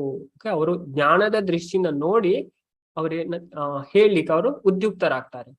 ನಂತರ ನಾರದರು ಹೇಳ್ತಾರೆ, ಓಕೆ, ಗಮನವಿಟ್ಟು ನೀನು ಕೇಳ್ಬೇಕು. ನಾರದರು ಭಕ್ತಿ ದೇವಿಗೆ ಹೇಳ್ತಾರೆ, ಹೇ ದೇವಿ, ಗಮನವಿಟ್ಟು ಕೇಳು ನೀನು. ಇದು ಭಯಂಕರವಾದ ಕಲಿಯುಗ. ಓಕೆ, ಈ ಕಲಿಯುಗದ ಕಥೆಯನ್ನ ಹೇಳುದು. 5000 ವರ್ಷ ಆಯ್ತು, ಕಲಿಯುಗ ಸ್ಟಾರ್ಟ್ ಆಗಿ 5400 ವರ್ಷ. ಈ ಭಯಂಕರ ಕಲಿಯುಗ ಆದುದರಿಂದ ತಪಸ್ಸು, ಒಳ್ಳೆಯ ಆಚಾರ, ವಿಚಾರ, ಯೋಗ ಮಾರ್ಗ ಮುಂತಾದವು ಅಳಿದು ಹೋಗಿವೆ. ಎಲ್ಲ ಅಳಿದು ಹೋಗಿವೆ. ಓಕೆ, ಒಳ್ಳೆಯ ತಪಸ್ಸು, ಓಕೆ, ಆಚಾರ, ಇದೆಲ್ಲ ತಪಸ್ಸು, ಒಳ್ಳೆಯ ಆಚಾರ, ವಿಚಾರ, ಯೋಗ ಮಾರ್ಗ ಎಲ್ಲ ಅಳಿದು ಹೋಗಿದೆ. ವಂಚಕರು, ಜನರು ದುಷ್ಕರ್ಮಗಳಲ್ಲಿ ನಿರತರಾಗಿದ್ದಾರೆ. ಜನರೆಲ್ಲ ವಂಚನೆ ಮಾಡುವುದರಲ್ಲಿ, ಎಲ್ಲ ಪಾಪ ಕಾರ್ಯಗಳಲ್ಲಿ ನಿರತರಾಗಿದ್ದಾರೆ. ಅಸುರರಂತೆ ಜೀವಿಸುತ್ತಿದ್ದಾರೆ, ರಾಕ್ಷಸ ಪ್ರವೃತ್ತಿಯಿಂದ ಜೀವಿಸ್ತಾ ಇದ್ದಾರೆ. ಹಾಗಾಗಿ ಸಜ್ಜನರು ದುಃಖ ತಪ್ತರಾಗಿದ್ದಾರೆ, ಸಜ್ಜನರಿಗೆ ತುಂಬಾ ದುಃಖ ಸಿಗ್ತಾ ಇದೆ. ದುರ್ಜನರು ಸಂತೋಷದಿಂದ ಹಿಗ್ಗುತ್ತಿದ್ದಾರೆ, ದುರ್ಜನರು ತುಂಬಾ ಹಾರ್ತಾ ಇದ್ದಾರೆ, ಹಿಗ್ತಾ ಇದ್ದಾರೆ. ಈ ಕಲಿಯುಗದಲ್ಲಿ ಧೈರ್ಯಶಾಲಿಯಾದ ಬುದ್ಧಿವಂತ ವ್ಯಕ್ತಿಯು ಧೀರ ಅಥವಾ ಪಂಡಿತ ಎಂದು ತಿಳಿಯಲ್ಪಡುತ್ತಾನೆ. ಧೈರ್ಯಶಾಲಿ ಮತ್ತೆ ಬುದ್ಧಿವಂತ ವ್ಯಕ್ತಿಯು ಧೀರ ಅಥವಾ ಪಂಡಿತ ಎಂದು ತಿಳಿಯಲ್ಪಡುತ್ತಾನೆ. ಈ ಲೋಕದಲ್ಲಿರುವ ಆಚಾರಹೀನರಿಂದಾಗಿ ಭೂದೇವಿಯು ಆದಿಶೇಷನಿಗೆ ಪ್ರತಿ ವರ್ಷವೂ ಹೆಚ್ಚು ಹೆಚ್ಚು ಭಾರವಾಗುತ್ತಿದ್ದಾಳೆ. ಈ ಲೋಕದಲ್ಲಿರುವ ಆಚಾರಹೀನದಿಂದಾಗಿ ಭೂದೇವಿ ಅಂದ್ರೆ ಭೂದೇವಿಯನ್ನ ಹೊರೋದು ಯಾರು? ಆದಿಶೇಷ. ಆದಿಶೇಷ ಹೊರ್ತಾರೆ. ಆದ್ರೆ ಆ ವರ್ಷ ಹೆಚ್ಚಾದಾಗಿ ಭೂಮಿ ಭಾರ ಆಗ್ತಾ ಇದ್ದಾರೆ. ಭೂಮಿಗೆ, ಆದಿಶೇಷನಿಗೆ ಭೂಮಿ ಭಾರ ಆಗ್ತಾ ಇದೆ. ಯಾಕಂದ್ರೆ ಅಸುರರು ಭಾರ ಆಗುದಂದ್ರೆ ಯಾವ್ದೋ ತೆಗೆದುಕೊಂಡು ಹಾಕುವುದಲ್ಲ. ಯಾಕಂದ್ರೆ ಅವ್ರು ಏನೇ ಮಾಡ್ಲಿ, ಕಟ್ಟಡಗಳು ಜಾಸ್ತಿ ಆಗೋದು ಆತರ ಏನು ಭಾರ ಆಗುದಿಲ್ಲ. ಅಂದ್ರೆ ಭಗವಂತನ ದ್ವೇಷಿ, ಅವ್ರಿಗೆ ಭಗವಂತನ ಅಧರ್ಮ ಮಾಡ್ತಾರೆ, ಅವರು ಹೆಚ್ಚಿದಾಗ ಭೂಮಿಗೆ ಭಾರ ಆಗುತ್ತಂತೆ. ಓಕೆ, ಭೂಮಿಗೆ ಆತರ ಭಾರ ಆಗುತ್ತೆ. ಭೂಮಿಯಲ್ಲಿ ಎಲ್ಲವೂ ಶೋಚನೀಯ ಸ್ಥಿತಿಯಲ್ಲಿದೆ. ಎಲ್ಲೆಲ್ಲಿಯೂ ಮಂಗಳಕರವಾದ ವಾತಾವರಣ ಕಂಡುಬರುತ್ತಿಲ್ಲ. ಮಂಗಳಕರವಾದ ವಾತಾವರಣ ಎಲ್ಲಿಯೂ ಕಂಡುಬರುತ್ತಿಲ್ಲ. ಮಕ್ಕಳೊಡನೆ ಇರುವ ನಿನ್ನನ್ನು ಕಣ್ಣೆತ್ತಿ ನೋಡುವವರು ಕೂಡ ಈಗ ಯಾರು ಇಲ್ಲದಾಗಿದ್ದಾರೆ.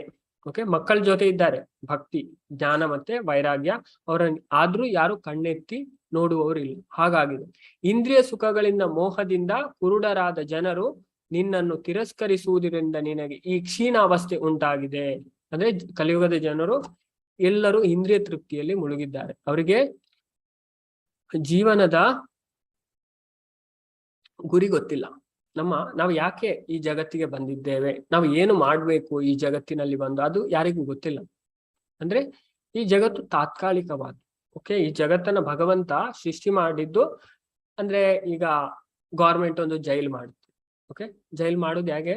ನಮ್ಮನ್ನ ಸರಿಪಡಿಸಿಗೆ. ಆ ಸರಿಪಡಿ ನಾವು ಸುಧಾರಿದ್ಮೇಲೆ ಆ ಜೈಲಿಂದ ಹೊರಗೆ ಬರ್ತೀವಿ. ಅದೇ ತರ ಈ ಜಗತ್ತು ಅದಕ್ಕಿರುವುದು. ಆದ್ರೆ ಈ ಕಲಿಯುಗದಲ್ಲಿ ಜನರು ಏನಾಗಿದೆ ಅಂದ್ರೆ ಈ ಜಗತ್ತನ್ನೇ, ಓಕೆ, ಇದು ಹಾಸ್ಪಿಟಲ್, ಅವ್ರು ಇದನ್ನ ಹೋಟೆಲ್ ಅಂತ ಗ್ರಹಿಸಿದ್ದಾರೆ. ಓಕೆ, ಹೋಟೆಲ್ ಅಲ್ಲಿ ಮಜಾ ಮಾಡಿದಾಗೆ ಮಜಾ ಮಾಡಿದ್ರೆ ಏನ್ ಮಾಡುವುದು? ರೋಗ ಜಾಸ್ತಿ ಆಗುತ್ತೆ, ಭವರೋಗ. ಈ ಜಗತ್ತಿನಲ್ಲಿ ಎಲ್ಲರಿಗೊಂದು ರೋಗ ಉಂಟಾಕಿದ್ರೆ ಅದಕ್ಕೆ ಭಗವಂತ ಹೇಳ್ತಾರೆ ಭವರೋಗ. ಅದ್ರ ಹೆಸರು ಜನ್ಮ ಮೃತ್ಯು ಜರಾ ವ್ಯಾಧಿ. ಅದು ನಮಗೆ ಏನನ್ನ ಕೊಡ್ತದೆ? ದುಃಖವನ್ನ ಕೊಡ್ತದೆ. ಓಕೆ, ಜನ್ಮ ಮೃತ್ಯು. ಹಾಗಾಗಿ ಈ ಇಂದ್ರಿಯ ಸುಖದ ಮೋಹದಿಂದ ಕುರುಡರಾದ ಜನರು ನಿನ್ನನ್ನು ತಿರಸ್ಕರಿಸುವುದರಿಂದ ನಿನಗೆ ಈ ಕ್ಷೀಣಾವಸ್ಥೆ ಉಂಟಾಗಿದೆ. ಓಕೆ, ಜನರು ಇಂದ್ರಿಯ ಇದರಲ್ಲಿ ಮೋಹವಾಗಿದ್ದಾರೆ, ಮುಳುಗಿದ್ದಾರೆ, ಕುರುಡರಾಗಿದ್ದಾರೆ, ಅದರಲ್ಲೇ ಮುಳುಗಿದ್ದಾರೆ. ಹಾಗಾಗಿ ಅವರು ಈ ಭಕ್ತಿಯನ್ನ ಸ್ವೀಕರಿಸುವುದಿಲ್ಲ. ಅದಕ್ಕೆ ಅವರಿಗೆ ಈ ಕ್ಷೀಣಾವಸ್ಥೆ, ನಿನಗೆ ಓಕೆ ಈ ಕ್ಷೀಣಾವಸ್ಥೆ ಉಂಟಾಗಿದೆ. ಆದ್ರೆ ನೀನು ವೃಂದಾವನಕ್ಕೆ ಬಂದೆ, ಹಾಗಾಗಿ ನೀನು ಪುನಃ ತರುಣಿಯಾಗಿದೆ, ಅದನ್ನ ತಿಳಿಸ್ತಾರೆ. ಆದರೆ ಪರಮ ಪವಿತ್ರವೆನಿಸಿದ ಈ ವೃಂದಾವನದ ಧಾಮದ ಸಂಪರ್ಕದಿಂದ ನೀನು ಪುನಃ ತರುಣಿಯಾಗಿರುವೆ.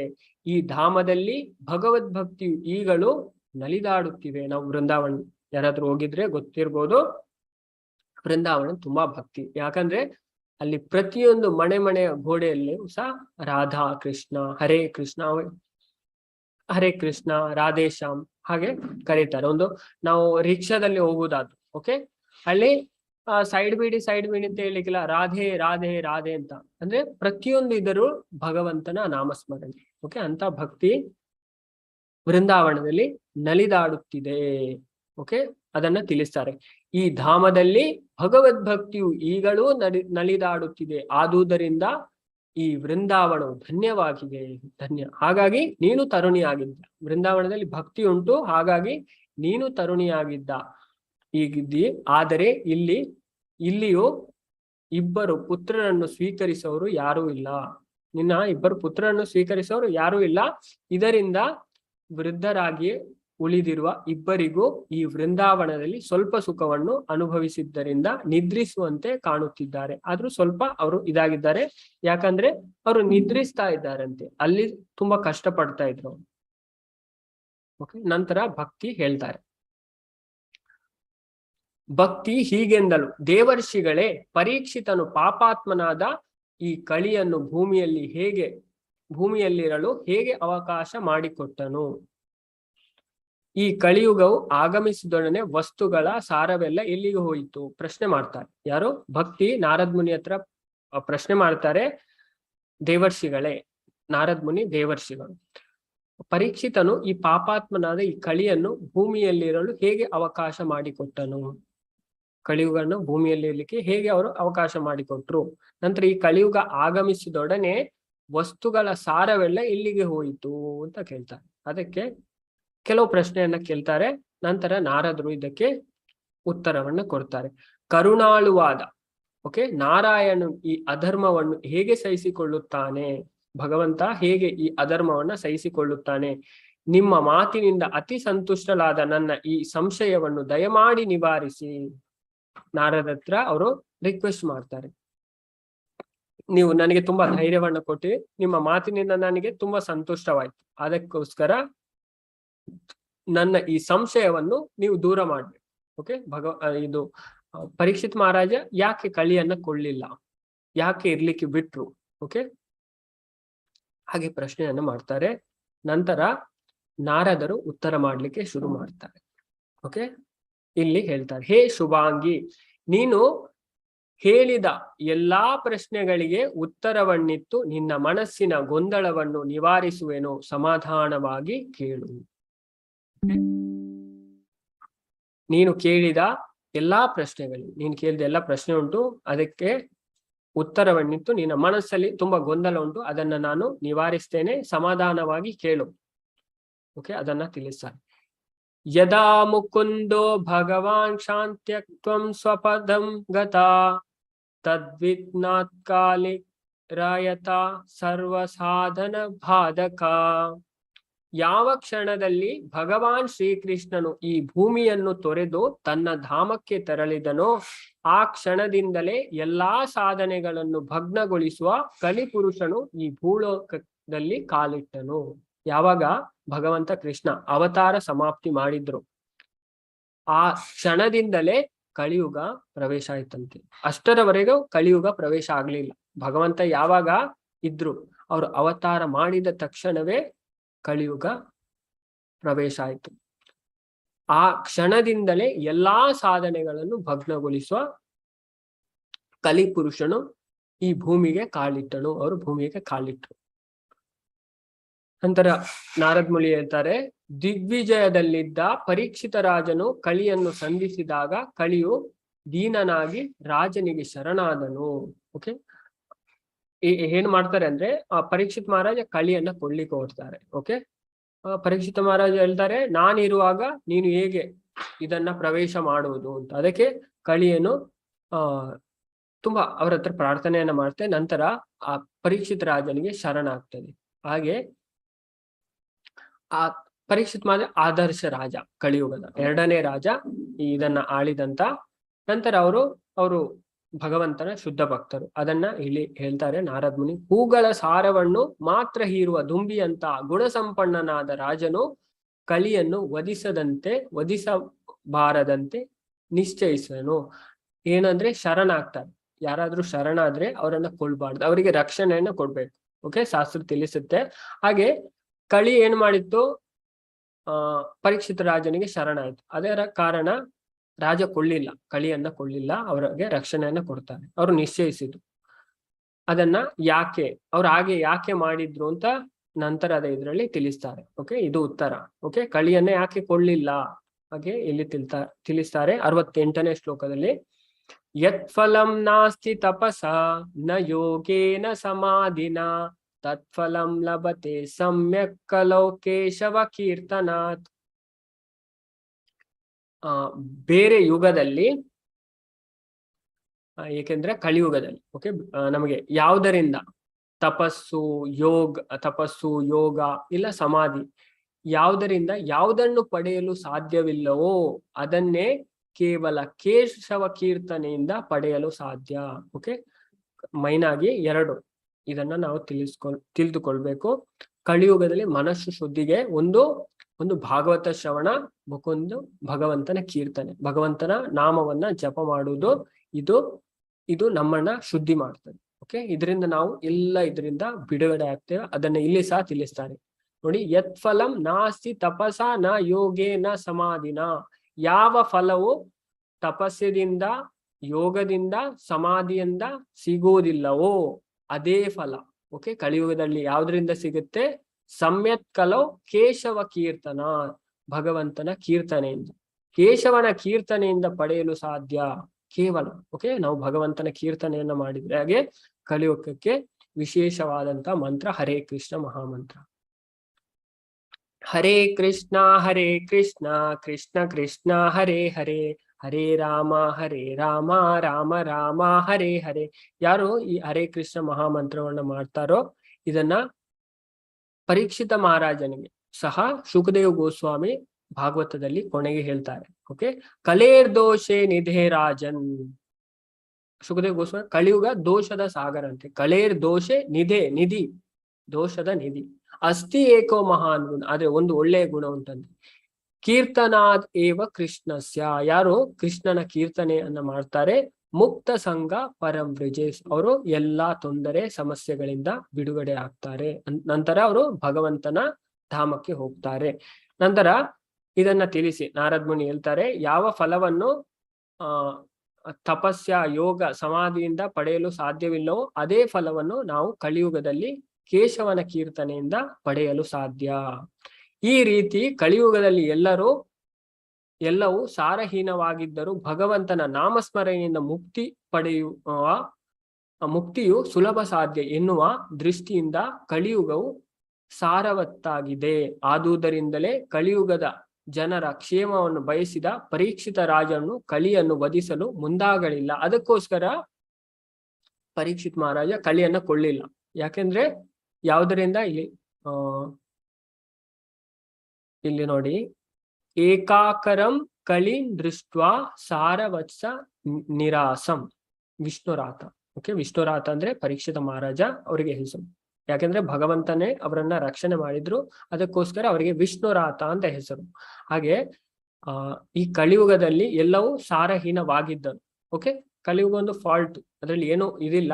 ಆದರೂ ಅವರು ಯಾವುದರಿಂದ ಮುಕ್ತಿ ಪಡೆಯಲಿಕ್ಕೆ ಸಾಧ್ಯ? ಬಿಡುಗಡೆ. ಎಲ್ಲಾ ಭೌತಿಕ ಬಂಧನದಿಂದ ಬಿಡುಗಡೆ ಯಾವುದು? ಭಗವಂತನ ನಾಮಸ್ಮರಣೆಯಿಂದ ಮುಕ್ತಿಯು ಸುಲಭ ಸಾಧ್ಯ. ಓಕೆ, ಜಪ ಮಾಡ್ತಾರೆ, ಅವರು ಬಿಡುಗಡೆ ಆಗ್ತಾರೆ. ಈ ದೃಷ್ಟಿಯಿಂದಂತೆ ಪರೀಕ್ಷಿತ ಮಹಾರಾಜ ಕಳಿಯನ್ನು ವಧಿಸಲು ಮುಂದಾಗಲಿಲ್ಲ, ಅವರು ವಧೆ ಮಾಡಲಿಲ್ಲ. ನಂತರ ತಿಳಿಸ್ತಾರೆ, ಈ ಕಲಿಯುಗದಲ್ಲಿ ಜನರು ಧರ್ಮಬಾಹಿರ ಕಾರ್ಯಗಳಲ್ಲಿ ಮಗ್ನರಾಗಿರುವುದರಿಂದ ಈ ಭೂಮಿಯಲ್ಲಿ ಎಲ್ಲಾ ವಸ್ತುಗಳ ಬೀಜವಿಲ್ಲ, ಹೊಟ್ಟುಗಳಂತೆ ಸಾರಹೀನವಾಗಿದೆ, ಎಲ್ಲ ಇದಾಗಿದೆ. ಓಕೆ, ಆದ್ರೆ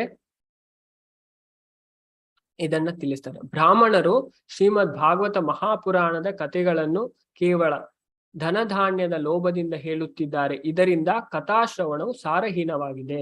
ಓಕೆ, ಕಲಿಯುಗದ ಜನರು ಧರ್ಮಬಾಹಿರ ಕಾರ್ಯಗಳಲ್ಲಿ ಮಗ್ನರಾಗಿರುವುದರಿಂದ ಭೂಮಿಯಲ್ಲಿ ಎಲ್ಲಾ ವಸ್ತುಗಳು ಬೀಜವಿಲ್ಲದ ಹುಟ್ಟುಗಳಂತೆ ಸಾರಹೀನವಾಗಿದೆ. ಯಾಕೆಂದ್ರೆ ಬ್ರಾಹ್ಮಣಸರ ಏನ್ ಮಾಡ್ತಾರೆ ಇಲ್ಲಿ ತಿಳಿಸ್ತಾರೆ, ಬ್ರಾಹ್ಮಣರು ಶ್ರೀಮದ್ ಭಾಗವತ ಮಹಾಪುರಾಣದ ಕಥೆಗಳನ್ನು ಕೇವಲ ಧನಧಾನ್ಯದ ಲೋಭದಿಂದ ಹೇಳ್ತಾರೆ. ಓಕೆ, ಅದನ್ನ ಈ ತರ ಹೇಳ್ಬಾರ್ದು. ಇದರಿಂದ ಕಥಾಶ್ರವಣವು ಸಾರಹೀನವಾಗಿದೆ. ಅವರಿಗೆ ಅದನ್ನು ಕೇಳುವುದರಿಂದ ವ್ಯಾಪಾರಗೋಸ್ಕರ ಮಾಡ್ತಾರೆ, ಅದರಿಂದ ಅವರಿಗೆ ಏನು ಫಲ ಬರುವುದಿಲ್ಲ. ಓಕೆ, ದುಷ್ಕರ್ಮಗಳನ್ನು ಮಾಡುವ ಮತ್ತು ವೇದಾಚಾರವಿಲ್ಲದ ನಾಸ್ತಿಕರು ತುಂಬಿ ಹೋಗುವ ಪುಣ್ಯಕ್ಷೇತ್ರಗಳು ಸಾರವನ್ನು ಕಳೆದುಕೊಂಡಿವೆ. ತಪಸ್ವಿಗಳೆಂದು ಹೇಳಿಕೊಳ್ಳುವ ಜನರು ಕಾಮಕ್ರೋಧ ಲೋಭ ದುರಾಸೆಯಿಂದ ವಶವಾಗಿದ್ದಾರೆ. ಆದ್ದರಿಂದ ತಪಸ್ಸು ಕೂಡ ತನ್ನ ಸಾರವನ್ನು ಕಳೆದುಕೊಂಡಿದೆ. ಆಸೆ ಮತ್ತು ದರ್ಪವನ್ನು ತ್ಯಜಿಸದ, ಶಾಸ್ತ್ರಗಳನ್ನು ಅಭ್ಯಾಸಿಸದ ಮತ್ತು ನಾಸ್ತಿಕ ಮತವನ್ನು ಅನುಸರಿಸುವ ಯೋಗಿಗಳ ಧ್ಯಾನವು ಸಾರಹೀನವಾಗಿದೆ. ವಿದ್ವಾಂಸರು ತಮ್ಮ ಪತ್ನಿಯರೊಡನೆ ಪಶುಗಳಂತೆ ಕ್ರೀಡಿಸುತ್ತಾ ಸಂತಾನೋತ್ಪತ್ತಿಯಲ್ಲಿ ಮಾತ್ರ ನಿರತರಾಗಿದ್ದಾರೆ. ಅವರು ಮುಕ್ತಿ ಮಾರ್ಗದ ಸಾಧನೆಯಲ್ಲಿ ದಕ್ಷರಾಗಿಲ್ಲ. ಎಲ್ಲಾ ಕಡೆಗಳಲ್ಲಿಯೂ ವೈಷ್ಣವ ಸಂಪ್ರದಾಯಗಳು ಮತ್ತು ದೈವಿ ಗುಣಗಳು ಕಣ್ಮರೆಯಾಗಿವೆ. ಆದುದರಿಂದ ಸತ್ಕರ್ಮಗಳೆಲ್ಲವೂ ಸಾರಹೀನವಾಗಿದೆ. ಓಕೆ, ನಾವು ಇದು ವೈಷ್ಣವ ಸಂಪ್ರದಾಯದಿಂದ ಕೇಳ್ಬೇಕಂತೆ. ಓಕೆ, ನಾಲ್ಕು ಸಂಪ್ರದಾಯ ಉಂಟು, ನಾನು ಮುಂಚೆ ಹೇಳಿದೆ. ಒಂದು ಬ್ರಹ್ಮ ಸಂಪ್ರದಾಯ, ಇನ್ನೊಂದು ರುದ್ರ ಸಂಪ್ರದಾಯ, ಸ್ತ್ರೀ ಸಂಪ್ರದಾಯ, ಕುಮಾರ ಸಂಪ್ರದಾಯ. ಓಕೆ, ನಾವು ವೈಷ್ಣವ ಸಂಪ್ರದಾಯದಿಂದ ಈ ಭಾಗವತನ್ನ ಕೇಳ್ಬೇಕು. ಅದರಲ್ಲಿ ಯಾವುದೇ ಇದಿಲ್ಲ. ನಮಗೆ ಅದನ್ನ ಕೇಳಿದ್ರೆ ನಾವು ಅದನ್ನ ಅರ್ಥ ಮಾಡ್ಕೊಳ್ಬೇಕು. ಅದಕ್ಕೆ ನಾವು ಈಗ ಕೇಳುವಂತ ಭಾಗವತ ಪ್ರಭುಪಾದ್ ನಮ್ಗೆ ಕೊಟ್ಟಿದ್ದಾರೆ. ಪ್ರಭುಪಾದ್ ಬರೋದು ಬ್ರಹ್ಮ ಮಧ್ವ ಗೌಡಿಯ ಸಂಪ್ರದಾಯದಿಂದ. ಓಕೆ, ನಾವು ಸಂಪ್ರದಾಯದಿಂದ ಕೇಳ್ಬೇಕು ಇದನ್ನೇ. ಇಲ್ಲಾದ್ರೆ ನಮ್ಗೆ ಯಾವುದೇ ಫಲ ಸಿಗುವುದಿಲ್ಲ. ನಾವು ಸಂಪ್ರದಾಯ ಅಲ್ಲದ್ರಿಂದ ಜ್ಞಾನವನ್ನ ತಗೊಂಡ್ರೆ ಅದು ನಿಷ್ಫಲ ಅಂತ. ಸಂಪ್ರದಾಯ ವಿಹೀನಾತೆ ಮಂತ್ರಾಸ್ತೆ ನಿಷ್ಫಲ ಮತ. ಸಂಪ್ರದಾಯ ಅಲ್ಲದವರಿಂದ ನಾವು ಯಾವುದೇ ಜ್ಞಾನವನ್ನ ತಗೊಂಡ್ರೆ ಅದು ನಿಷ್ಫಲ.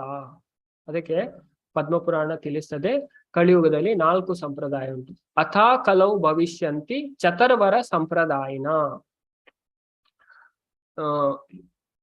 ಶ್ರೀ ಬ್ರಹ್ಮ ರುದ್ರ ಸನಕ 4 ಸಂಪ್ರದಾಯದ ಹೆಸರನ್ನ ಪದ್ಮಪುರಾಣ ಕೊಡುತ್ತೆ.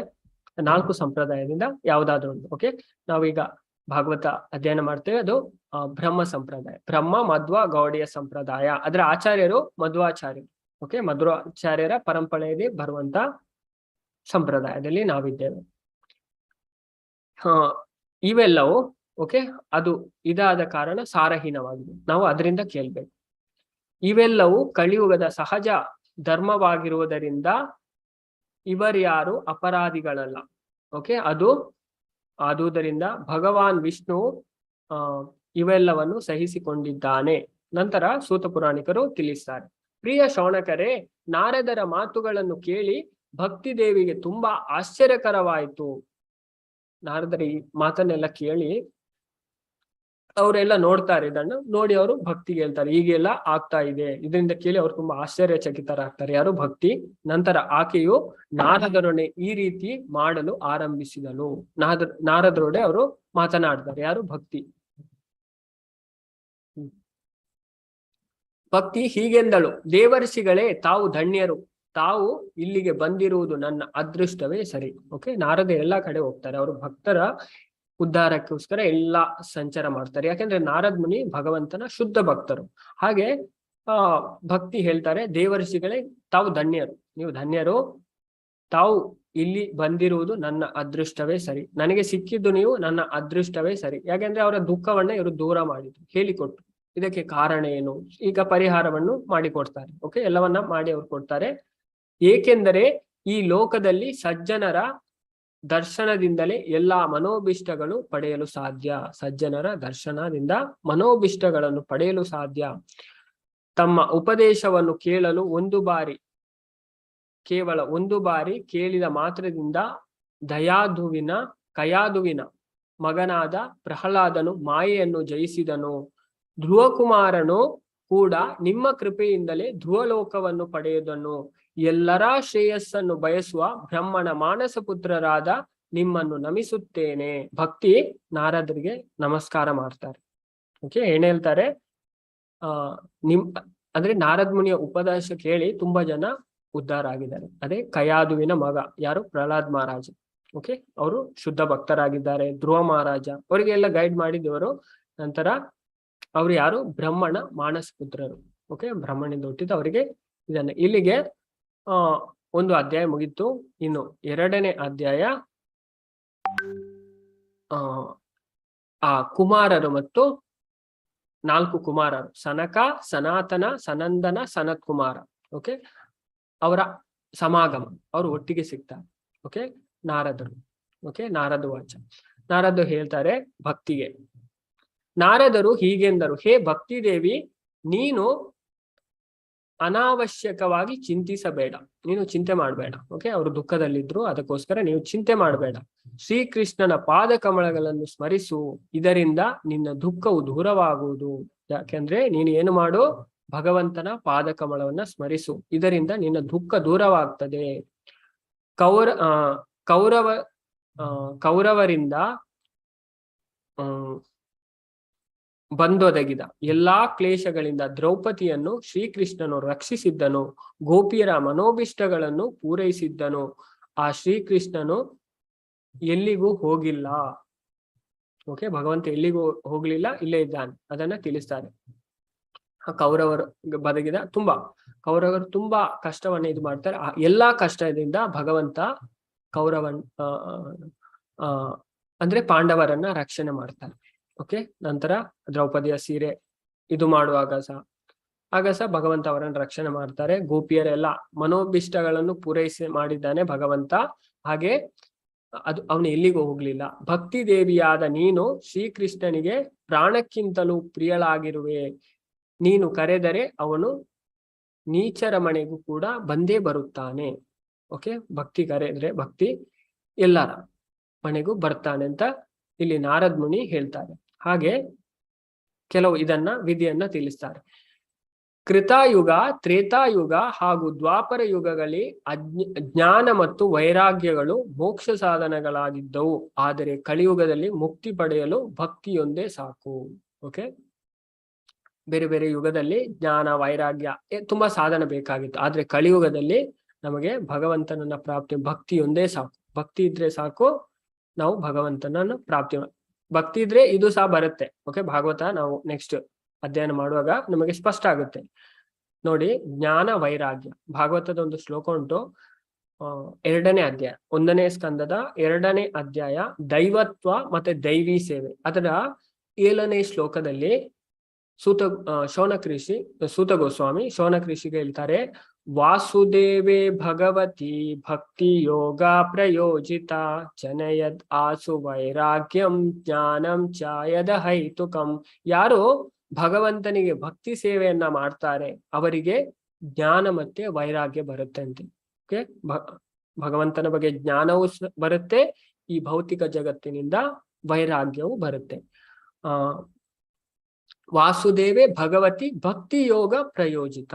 ಭಕ್ತಿಯನ್ನ ಮಾಡಿದ್ರೆ ಜನಯದ್ ಆಸು ವೈರಾಗ್ಯಂ ಜ್ಞಾನಂ ಚ ಯದಹೈತುಕಂ. ಈ ಭೌತಿಕ ಜಗತ್ತಿನಿಂದ ವೈರಾಗ್ಯವು, ಭಗವಂತನ ಬಗ್ಗೆ ಜ್ಞಾನವು ಅವರಿಗೆ ಪ್ರಾಪ್ತವಾಗ್ತಾ ಇದೆ.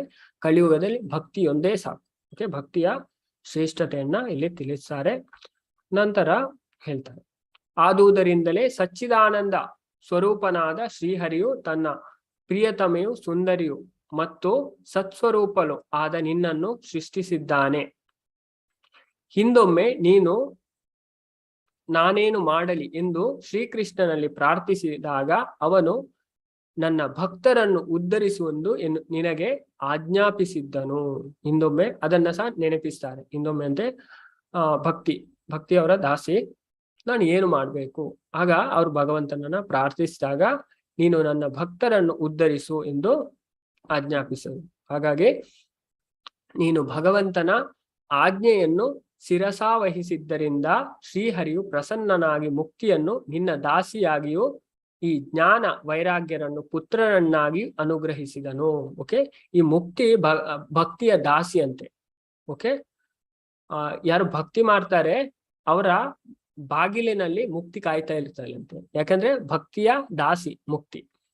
ಓಕೆ, ಇದನ್ನ ಇಲ್ಲಿ ತಿಳಿಸ್ತಾರೆ. ಶ್ರೀಹರಿಯು ಪ್ರಸನ್ನನಾಗಿ, ಭಗವಂತ ಅವರ ಇದು ಮಾಡಿದ್ದಕ್ಕೋಸ್ಕರ ಭಗವಂತ ಪ್ರಸನ್ನನಾಗಿ ಅವರಿಗೆ ಮುಕ್ತಿಯನ್ನು ಅವರ ದಾಸಿಯಾಗಿಯೂ ಮತ್ತೆ ಜ್ಞಾನ ಮತ್ತು ವೈರಾಗ್ಯರನ್ನು ಪುತ್ರರನ್ನಾಗಿ ಅನುಗ್ರಹಿಸಿದರು. ಹಾಗಾಗಿ ನಾವು ಭಕ್ತಿ ಮಾಡಿದ್ರೆ ನಮ್ಗೆ ಎಲ್ಲವೂ ಸಿಗುತ್ತೆ. ಓಕೆ, ಭಕ್ತಿ ಶ್ರೇಷ್ಠವಾದದ್ದು. ಓಕೆ, ಅದನ್ನ ತಿಳಿಸ್ತಾರೆ ಭಾಗವತದಲ್ಲಿಯೂ. ಆದ್ರೆ ಈ ಕಲಿಯುಗದ ಜನರಿಗೆ ಇದು ಗೊತ್ತಿಲ್ಲ. ಎಲ್ಲ ಭಕ್ತಿ ಮಾಡಿದ್ರೆ ಅವ್ರಿಗೆ ಎಲ್ಲವೂ ಪ್ರಾಪ್ತಿಯಾಗುತ್ತೆ. ಅವರು ಬೇರೆ ಬೇರೆ ಮಾರ್ಗದಲ್ಲಿ ಹೋಗ್ಬೇಕು. ತುಂಬಾ ಮಾರ್ಗ ಉಂಟು, ಜ್ಞಾನ ಮಾರ್ಗ, ವೈರಾಗ್ಯ ಮಾರ್ಗ, ಇದು ಯಾವುದು ಬೇಡ. ಶಾಸ್ತ್ರ ನಮಗೆ ಸ್ಪಷ್ಟವಾಗಿ ಇದನ್ನ ಭಾಗವತದಲ್ಲಿ ಸಹ ಸೂತ ಗೋಸ್ವಾಮಿ ಹೇಳ್ತಾರೆ, ಅನರ್ಥ ಉಪಶಮಂ ಸಾಕ್ಷಾತ್ ಭಕ್ತಿ ಯೋಗಂ ಅಧೋಕ್ಷಜೆ ಲೋಕಸ್ಯ ಅಜನತಾ ವಿದ್ವಾನ್ ಚಕ್ರೆ ಸಾತ್ವತ ಸಂಹಿತ. ಎಲ್ಲ ಅನರ್ಥವನ್ನ ತೆಗಿಲಿಕ್ಕೆ ನಾವು ಏನು ಮಾಡ್ಬೇಕು? ಭಕ್ತಿ ಯೋಗಂ ಅಧೋಕ್ಷಜೆ, ಭಗವಂತನಿಗೆ ಭಕ್ತಿ ಸೇವೆಯನ್ನ ಮಾಡ್ಬೇಕು. ಆದ್ರೆ ಈ ಭಕ್ತಿಯಿಂದ ಅವ್ರು ಎಲ್ಲ ಅನರ್ಥವನ್ನ ತೆಗಿಬಹುದು. ಆದ್ರೆ ಲೋಕಸ್ಯ ಅಜನತ, ಸಾಮಾನ್ಯ ಜನರಿಗೆ ಇದು ಗೊತ್ತಿಲ್ಲ. ಅದೇ ಇದಾಗಿರೋದು. ಅದಕ್ಕೋಸ್ಕರ ಈ ಭಾಗವತವನ್ನ ವೇದವ್ಯಾಸರು ರಚನೆ ಮಾಡಿದ್ದಾರೆ. ಆದುದರಿಂದ ನೀನು ವೈಕುಂಠದಲ್ಲಿ ನಿನ್ನ ನಿಜ ಸ್ವರೂಪದಲ್ಲೂ ಮತ್ತು ಭೂಲೋಕದಲ್ಲಿ ಕೇವಲ ಛಾಯಾರೂಪದಲ್ಲಿಯೂ ಭಕ್ತರನ್ನು ಸಂರಕ್ಷಿಸುತ್ತಿರುವೆ. ವೈಕುಂಠದಲ್ಲಿ ಭಕ್ತಿ ನಿಜ ಸ್ವರೂಪವಾಗಿದ್ದಾರೆ, ಆದ್ರೆ ಇಲ್ಲಿ ಛಾಯಾ ರೂಪದಲ್ಲಿ ಭಕ್ತರನ್ನು ಸಂರಕ್ಷಿಸುತ್ತಿರುವೆ. ನೀನು ಮುಕ್ತಿ ಜ್ಞಾನ ವೈರಾಗ್ಯರೊಂದಿಗೆ ಭೂಲೋಕಕ್ಕೆ ಆಗಮಿಸಿ ಕೃತಯುಗದಿಂದ ದ್ವಾಪರ ಯುಗದ ಅಂತ್ಯದವರೆಗೆ ಆನಂದದಿಂದ ವಾಸಿಸಿದೆ. ಇಲ್ಲಿವರೆಗೆ ನೀವು ಆನಂದದಿಂದ ಇದ್ದೀವಿ. ಓಕೆ, ಬಂದಿದ್ರು ಯಾವಾಗ? ನೀನು ಮುಕ್ತಿ ಜ್ಞಾನ ವೈರಾಗ್ಯ ಭೂಲೋಕಕ್ಕೆ ಆಗಮಿಸಿ ಕೃತಯುಗದಿಂದ, ಓಕೆ, ಕೃತ, ತ್ರೇತ, ದ್ವಾಪರ, ಕಳಿ, ಓಕೆ, ದ್ವಾಪರ ಯುಗದಲ್ಲಿ ವಾಸಿಸಿದ. ಆದರೆ ಈ ಕಲಿಯುಗದಲ್ಲಿ ನಿನ್ನ ದಾಸಿಯಾದ ಮುಕ್ತಿಯು ನಾಸ್ತಿಕವಾದದ ರೋಗದಿಂದ ಪೀಡಿತಲಾಗಿ ನಿನ್ನ ಅಪ್ಪಣೆಯನ್ನು ಪಡೆದು ವೈಕುಂಠಕ್ಕೆ ಹೊರಟು ಹೋಗಿದ್ದಾಳೆ. ಅವರು ವೈಕುಂಠಕ್ಕೆ ಹೊರಟು ಹೋಗಿದ್ದಾರೆ. ಆದರೂ ನೀನು ಸ್ಮರಿಸಿದ ಮಾತ್ರದಲ್ಲಿ ಅವಳು ಭೂಲೋಕಕ್ಕೆ ಮರಳಿ ಬರುವಳು. ನೀನಾದರೂ ಪುತ್ರರೆನಿಸಿದ ಈ ಜ್ಞಾನ ವೈರಾಗ್ಯರನ್ನು ನಿನ್ನ ಪಕ್ಕದಲ್ಲಿಯೇ ಇರಿಸಿಕೊಂಡಿರುವೆ. ಈ ಕಲಿಯುಗದಲ್ಲಿ ನಿನ್ನ ಪುತ್ರರು ಜನರ ತಿರಸ್ಕಾರದಿಂದ ಉತ್ಸಾಹಹೀನರು, ವೃದ್ಧರು ಆಗಿದ್ದಾರೆ. ಆದರೂ ನೀನು ಚಿಂತಿಸಬೇಡ, ಇವರು ಪುನಃ ತಾರುಣ್ಯವನ್ನು ಪಡೆಯುವ ಉಪಾಯವನ್ನು ನಾನು ಆಲೋಚಿಸಿ ಹೇಳುತ್ತೇನೆ. ನಾರದರು ಹೇಳ್ತಾರೆ, ಅವರು ವೃದ್ಧರಾಗಿದ್ದಾರೆ, ಅದಕ್ಕೆ ನೀನು ಚಿಂತೆ ಮಾಡಬೇಡ. ಓಕೆ, ಅವರನ್ನು ತಾರುಣ್ಯ ಮಾಡುವಂತೆ, ತಾರುಣ್ಯ ಪಡೆಯುವ ಉಪಾಯವನ್ನು ನಾನು ಆಲೋಚಿಸಿ ನಿನಗೆ ತಿಳಿಸ್ತೇನೆ. ಹೇ ಶುಭಾಂಗಿ, ಕಲಿಯುಗಕ್ಕೆ ಸಮಾನವಾದ ಯುಗವು ಇನ್ನೊಂದಿಲ್ಲ. ಅಂದ್ರೆ ಎಲ್ಲಾ ಯುಗದಲ್ಲಿ ತುಂಬಾ ಅಧರ್ಮದ ಯುಗ ಅಂತೆ ಕಲಿಯುಗ, ಅದಕ್ಕೆ ಸಮಾನವಾದ ಯುಗವು ಇನ್ನೊಂದಿಲ್ಲ. ಆದುದರಿಂದ ಈ ಕಲಿಯುಗದಲ್ಲಿ ನಾನು ನಿನ್ನನ್ನು ಮನೆ ಮನೆಗಳಲ್ಲೂ ಮತ್ತು ಪ್ರತಿಯೊಂದು ವ್ಯಕ್ತಿಯ ಹೃದಯದಲ್ಲೂ ಸ್ಥಾಪಿಸುತ್ತೇನೆ. ಇದು ನನ್ನ ದೃಢ ನಿಶ್ಚಯ. ನಾರದ್ ಮುನಿ ಭಕ್ತಿಗೆ ಹೇಳ್ತಾರೆ, ಈ ಕಲಿಯುಗದಲ್ಲಿ ನಾನು ನಿನ್ನನ್ನು ಮನೆ ಮನೆಯಲ್ಲೂ ಸ್ಥಾಪಿಸ್ತೇನೆ, ಪ್ರತಿಯೊಬ್ಬರ ಹೃದಯದಲ್ಲೂ ಸ್ಥಾಪಿಸ್ತೇನೆ. ಇದು ನನ್ನ ದೃಢ ನಿಶ್ಚಯ. ನಂತರ ತಿಳಿಸ್ತಾರೆ, ಭಕ್ತಿ ಪ್ರಧಾನವಾದ ಉತ್ಸವಗಳನ್ನು ಆಚರಿಸುವುದರೊಂದಿಗೆ ಇತರ ಧರ್ಮಗಳನ್ನು ಬದಿಗೆ ಸರಿಸಿ ಈ ಲೋಕದಲ್ಲಿ ನೀನು ಪ್ರಸಿದ್ಧಲಾಗುವಂತೆ ಮಾಡುತ್ತೇನೆ. ಹಾಗೆ ಮಾಡದಿದ್ದರೆ ನಾನು ಶ್ರೀಹರಿಯ ದಾಸನೇ ಅಲ್ಲ. ನಾರದ ಮುನಿ ಹೇಳ್ತಾರೆ, ನಾನು ಹೀಗೆ ಮಾಡದಿದ್ರೆ ನಾನು ಭಗವಂತನ ದಾಸನೇ ಅಲ್ಲ. ಭಕ್ತಿಯ ಪ್ರಧಾನವಾದ ಉತ್ಸವಗಳನ್ನು ಆಚರಿಸುವರೊಂದಿಗೆ ಇತರ ಧರ್ಮಗಳನ್ನು ಬದಿಗೆ ಸರಿಸಿ, ಅಂದ್ರೆ ಬೇರೆ ತುಂಬಾ ಧರ್ಮ ಉಂಟು, ಅದನ್ನು ಬದಿಗೆ ಸರಿಸಿ ಈ ಲೋಕದಲ್ಲಿ ನೀನು ಪ್ರಸಿದ್ಧಲಾಗುವಂತೆ, ಭಕ್ತಿ ಪ್ರಸಿದ್ಧಲಾಗುವಂತೆ ನಾನು ಮಾಡ್ತೇನೆ. ನಾರದರು ಅವರಿಗೆ ಇದನ್ನ ಕೊಡ್ತಾರೆ. ಹಾಗೆ ಮಾಡದಿದ್ರೆ ನಾನು ಭಗವಂತನ ದಾಸನೇ ಅಲ್ಲ ಅಂತ. ಹಾಗಾಗಿ ನಂತರ ತಿಳಿಸ್ತಾರೆ, ಈ ಕಲಿಯುಗದಲ್ಲಿ ಪಾಪಿಗಳಾದ ಜೀವಿಗಳು ನಿನ್ನ ಸಂಬಂಧದಿಂದ ನಿರ್ಭಯರಾಗಿ ಶ್ರೀ ಕೃಷ್ಣನ ಧಾಮವನ್ನು ಪಡೆದುಕೊಳ್ಳುವರು. ಕಲಿಯುಗದಲ್ಲಿ ಪಾಪಿಗಳಾದವರು ಸಹ, ಪಾಪಿಗಳಾದ ಜೀವಿಗಳು ಈ ಭಕ್ತಿಯ ಸಂಬಂಧದಿಂದ ಅಂದ್ರೆ ಭಗವಂತನ ಧಾಮವನ್ನ ಅವರು ಪ್ರಾಪ್ತಿ ಮಾಡ್ಬೋದು, ಪಡೆದುಕೊಳ್ಳೋರು. ನಂತರ ತಿಳಿಸ್ತಾರೆ, ಯಾರ ಹೃದಯದಲ್ಲಿ ಪ್ರೇಮ ಸ್ವರೂಪಿಯಾದ ಭಕ್ತಿ ದೇವಿಯು ಸದಾ ನೆಲೆಸಿರುತ್ತಾಲೋ ಅಂತಹ ಪರಿಶುದ್ಧ ವ್ಯಕ್ತಿಗಳು ಕನಸಿನಲ್ಲಿ ಕೂಡ ಮೃತ್ಯು ದೇವತೆಯಾದ ಯಮನನ್ನು ಕಾಣಲಾರರು. ನೋಡಿ, ಯಾರ ಹೃದಯದಲ್ಲಿ ಪ್ರೇಮ ರೂಪಿಯಾದ ಭಕ್ತಿಯು ಭಗವಂತನ ಪ್ರತಿ ಭಕ್ತಿ ಜಾಗೃತ ಆಗಿದೆ, ನೆಲೆಸಿರ್ತಾಳೆ, ಅಂತ ಪರಿಶುದ್ಧ ವ್ಯಕ್ತಿಗಳು ಅಂತ ಶುದ್ಧ ವ್ಯಕ್ತಿಗಳ ಕನಸಿನಲ್ಲಿಯೂ ಸಹ ಕೂಡ ಅವರು ಯಮರಾಜರನ್ನ ಕಾಣಲಾರರು. ಮೃತ್ಯು ದೇವತೆಯಾದ ಯಮರಾಜರು ಅಂದ್ರೆ ತುಂಬಾ ಜನರಿಗೆ ಭಯ, ಎಲ್ರು ಹೆದರ್ತಾರೆ. ಹಾಗೆ ಯಾರು ಆ ಭಕ್ತಿ ಅಂತವರು ಇದರಲ್ಲೂ ಯಾವ್ದ್ರಲ್ಲೂ ಕನಸಿನಲ್ಲೂ ಸಹ ಯಮನನ್ನು ಕಾಣಲಾರರು. ಪರಿಶುದ್ಧ ಭಕ್ತರನ್ನು ಪ್ರೇತ, ಪಿಶಾಚ, ರಾಕ್ಷಸ ಮತ್ತು ಅಸುರ ಮೊದಲಾದವರು ಕೂಡ ಸ್ಪರ್ಶಿಸಲಾರರು. ನೋಡಿ, ಭಕ್ತರಿಗೆ ಯಾವುದೇ ಬಾಧೆ ಇಲ್ಲ. ನಾವು ಭಕ್ತಿ ಮಾಡಿದ್ರೆ ಆಯ್ತು, ನಮ್ಗೆ ಎಲ್ಲವೂ ಸಿಗುತ್ತೆ. ಅದು ಇದು ಅಂತಲೇ ಎಲ್ಲ ನಮಗೆ ಮತ್ತೆ ಯಾವುದನ್ನೇ ಚಿಂತೆ ಮಾಡ್ಬೇಕು ಅಂತ ಇಲ್ಲ. ಅದನ್ನ ಇಲ್ಲಿ ನಾರದ ಮುನಿ ತಿಳಿಸ್ತಾರೆ. ಸ್ಪಷ್ಟವಾಗಿ ನಮ್ಗೆ ಹೇಳ್ತಾರೆ, ಪರಿಶುದ್ಧ ಭಕ್ತರನ್ನು ಪ್ರೇತ, ಪಿಶಾಚ, ರಾಕ್ಷಸ ಮತ್ತು ಅಸುರ ಮೊದಲಾದ ಕೂಡ ಸ್ಪರ್ಶಿಸಲಾರವು. ಯಾವುದು ಹೆಸರು ಹೆಚ್ಚಿನವರು ಹೆದರ್ತಾರೆ. ಹಾಗೆ ಇಲ್ಲಿ ಇದನ್ನ ಸ್ಪಷ್ಟವಾಗಿ ತಿಳಿಸಿದ್ದಾರೆ. ಭಗವಂತನನ್ನು ತಪಸ್ಸು, ವೇದಾಧ್ಯಯನ, ಜ್ಞಾನ ಅಥವಾ ಕರ್ಮ ಮಾರ್ಗದಿಂದ ಪಡೆಯಲು ಸಾಧ್ಯವಿಲ್ಲ. ನೋಡಿ, ಯಾರು ಹೇಳುವುದು? ನಾರದರು ಹೇಳುವುದು ಭಕ್ತಿದೇವಿಗೆ. ಭಗವಂತನನ್ನು ತಪಸ್ಸು, ವೇದಾಧ್ಯಾಯ, ಇದನ್ನು ಭಗವಂತ ಗೀತೆಯಲ್ಲಿ ಸಹ ತಿಳಿಸ್ತಾರೆ. 11ನೇ ಅಧ್ಯಾಯ, ನಾಹಂ ವೇದ ನ ತಪಸ ನ ಜ್ಞಾನೇನ ಚೇಜ್ಜನ್ಯ. 11ನೇ ಅಧ್ಯಾಯದಲ್ಲಿ ಪಡೆಯಲು ಸಾಧ್ಯ ಇಲ್ಲ, ಕೇವಲ ಭಕ್ತಿಯಿಂದ ಅವನನ್ನು ಪಡೆಯಲು ಸಾಧ್ಯ. ಇದಕ್ಕೆ ಗೋಪಿಕಾ ಸ್ತ್ರೀಯರೇ ಪ್ರಮಾಣವನ್ನ ಸಹ ನಾರದ ಮುನಿ ಕೊಡ್ತಾರೆ. ಪ್ರಮಾಣಂ ತತ್ರ ಗೋಪಿಕಾ.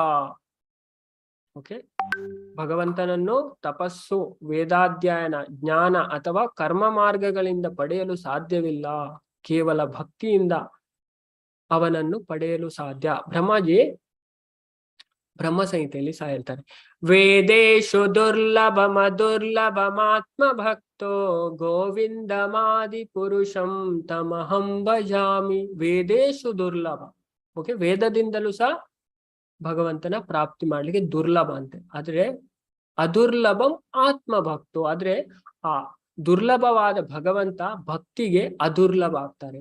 ಭಕ್ತಿಯಿಂದ ನಾವು ಸುಲಭವಾಗಿ ಭಗವಂತನನ್ನ ಪ್ರಾಪ್ತಿ ಮಾಡ್ಬೇಕು. ಅದು ಭಕ್ತಿ ಶ್ರೇಷ್ಠವಾದ್ದು. ಭಗವದ್ಗೀತೆ, ಭಾಗವತ ಸ್ಪಷ್ಟವಾಗಿ ತಿಳಿಸುತ್ತೆ ನಮಗೆ ಭಕ್ತಿ ಶ್ರೇಷ್ಠವಾದ. ಅದನ್ನ ನೀವು ಇಲ್ಲಿ ಭಗವಂತನ ನಾವು ತಪಸ್ಸಿನಿಂದ, ವೇದಾಧ್ಯಯನದಿಂದ, ಜ್ಞಾನದಿಂದ ಅಥವಾ ಕರ್ಮ ಮಾರ್ಗಗಳಿಂದ ಪಡೆಯಲು ಸಾಧ್ಯವಿಲ್ಲ. ಯಾವುದರಿಂದ ಪಡೆಯಲಿಕ್ಕೆ ಸಾಧ್ಯ? ಕೇವಲ ಭಕ್ತಿಯಿಂದ ಮಾತ್ರ ಅವನನ್ನು ಪಡೆಯಲು ಸಾಧ್ಯ. ಪ್ರಮಾಣಂ ತತ್ರ ಗೋಪಿಕಾ. ಇದಕ್ಕೆ ಗೋಪಿಕಾ ಸ್ತ್ರೀಯರೇ ಪ್ರಮಾಣ. ಅಂದ್ರೆ ನಾವು ಗೋಪಿಕಾ ಸ್ತ್ರೀಯರು, ಅವ್ರಿಗೆ ಯಾವುದೇ ಇದಿರ್ಲಿಲ್ಲ, ಶಾಸ್ತ್ರದ ಯಾವುದೇ ಜ್ಞಾನ ಇಲ್ಲ, ಅವ್ರು ಖಾಲಿ ಭಕ್ತಿ, ಭಗವಂತನ ಮೇಲೆ ಪ್ರೀತಿ. ಹಾಗಾಗಿ ಅವರು ಭಗವಂತನನ್ನ ಪ್ರಾಪ್ತಿ ಮಾಡಿದ್ರು. ಅದನ್ನ ನಾವು ಇಲ್ಲಿ ತಿಳಿಬೇಕು. ಮಹಾತ್ಮೆಯಲ್ಲೇ ಬರುವುದಂತ. ಭಾಗವತ ಅಂದ್ರು ಭಕ್ತಿ, ಅದು ಗ್ರಂಥ. ಭಾಗವತ ಸಂಪೂರ್ಣ, ಅದರಲ್ಲಿ ಭಗವಂತನ ಮತ್ತೆ ಭಕ್ತರ ಚರ್ಚೆ ಇರುವುದು ಇಡೀ ಭಾಗವತದಲ್ಲಿ. ನಂತರ ನಾರದ ಮುನಿ ತಿಳಿಸ್ತಾರೆ, ಮನುಷ್ಯರಿಗೆ ಸಾವಿರಾರು ಜನ್ಮಗಳ ಪುಣ್ಯ ಫಲದಿಂದ ಮಾತ್ರವೇ ಭಕ್ತಿ ಮಾರ್ಗದಲ್ಲಿ ಒಲವು ಉಂಟಾಗುತ್ತದೆ, ಎಲ್ಲರಿಗೆ ಆಗುವುದಿಲ್ಲ. ನೋಡಿ, ಇಲ್ಲಿ ಮನುಷ್ಯರಿಗೆ ಸಾವಿರಾರು ಜನ್ಮಗಳ ಪುಣ್ಯ ಫಲದಿಂದ ಮಾತ್ರವೇ ಭಕ್ತಿ ಮಾರ್ಗದಲ್ಲಿ ಒಲವು ಉಂಟಾಗುತ್ತದೆ. ಕಲಿಯುಗದಲ್ಲಿ ಭಗವಂತನನ್ನು ಪಡೆಯಲು ಭಕ್ತಿಯೇ ಏಕೈಕ ಶ್ರೇಷ್ಠ ಸಾಧನ. ಪ್ರೇಮಮಯ ಭಕ್ತಿ ಸೇವೆಯಿಂದ ಕೃಷ್ಣನು ಸ್ವತಃ ನಮ್ಮ ಮುಂದೆ ಪ್ರಕಟನಾಗುತ್ತಾನೆ. ಓಕೆ, ಕಲಿಯುಗದಲ್ಲಿ ಭಗವಂತನು ಪಡೆಯಲು ಭಕ್ತಿಯೇ ಏಕೈಕ ಮತ್ತೆ ಶ್ರೇಷ್ಠವಾದ ಸಾಧನ. ಪ್ರೇಮಮಯ ಸೇವೆಯಿಂದ ಶ್ರೀಕೃಷ್ಣನು ಸ್ವತಃ ನಮ್ಮ ಮುಂದೆ ಪ್ರಕಟವಾಗುತ್ತಾನೆ. ಪ್ರೇಮಾಂಜನ ಚುರಿತ ಭಕ್ತಿ ವಿಲೋಚನೇನ. ಹೇಗೆ ಭಗವಂತ ನಾವು ಕಾಣುವುದು? ಪ್ರೇಮಾಂಜನದಿಂದ ನಾವು ಭಗವಂತ ನಮ್ಮ ಮುಂದೆ ಪ್ರಕಟ ಆಗ್ತಾನೆ. ಓಕೆ, ಅದನ್ನ ಇಲ್ಲಿ ಸ್ಪಷ್ಟವಾಗಿ ತಿಳಿಸ್ತಾರೆ.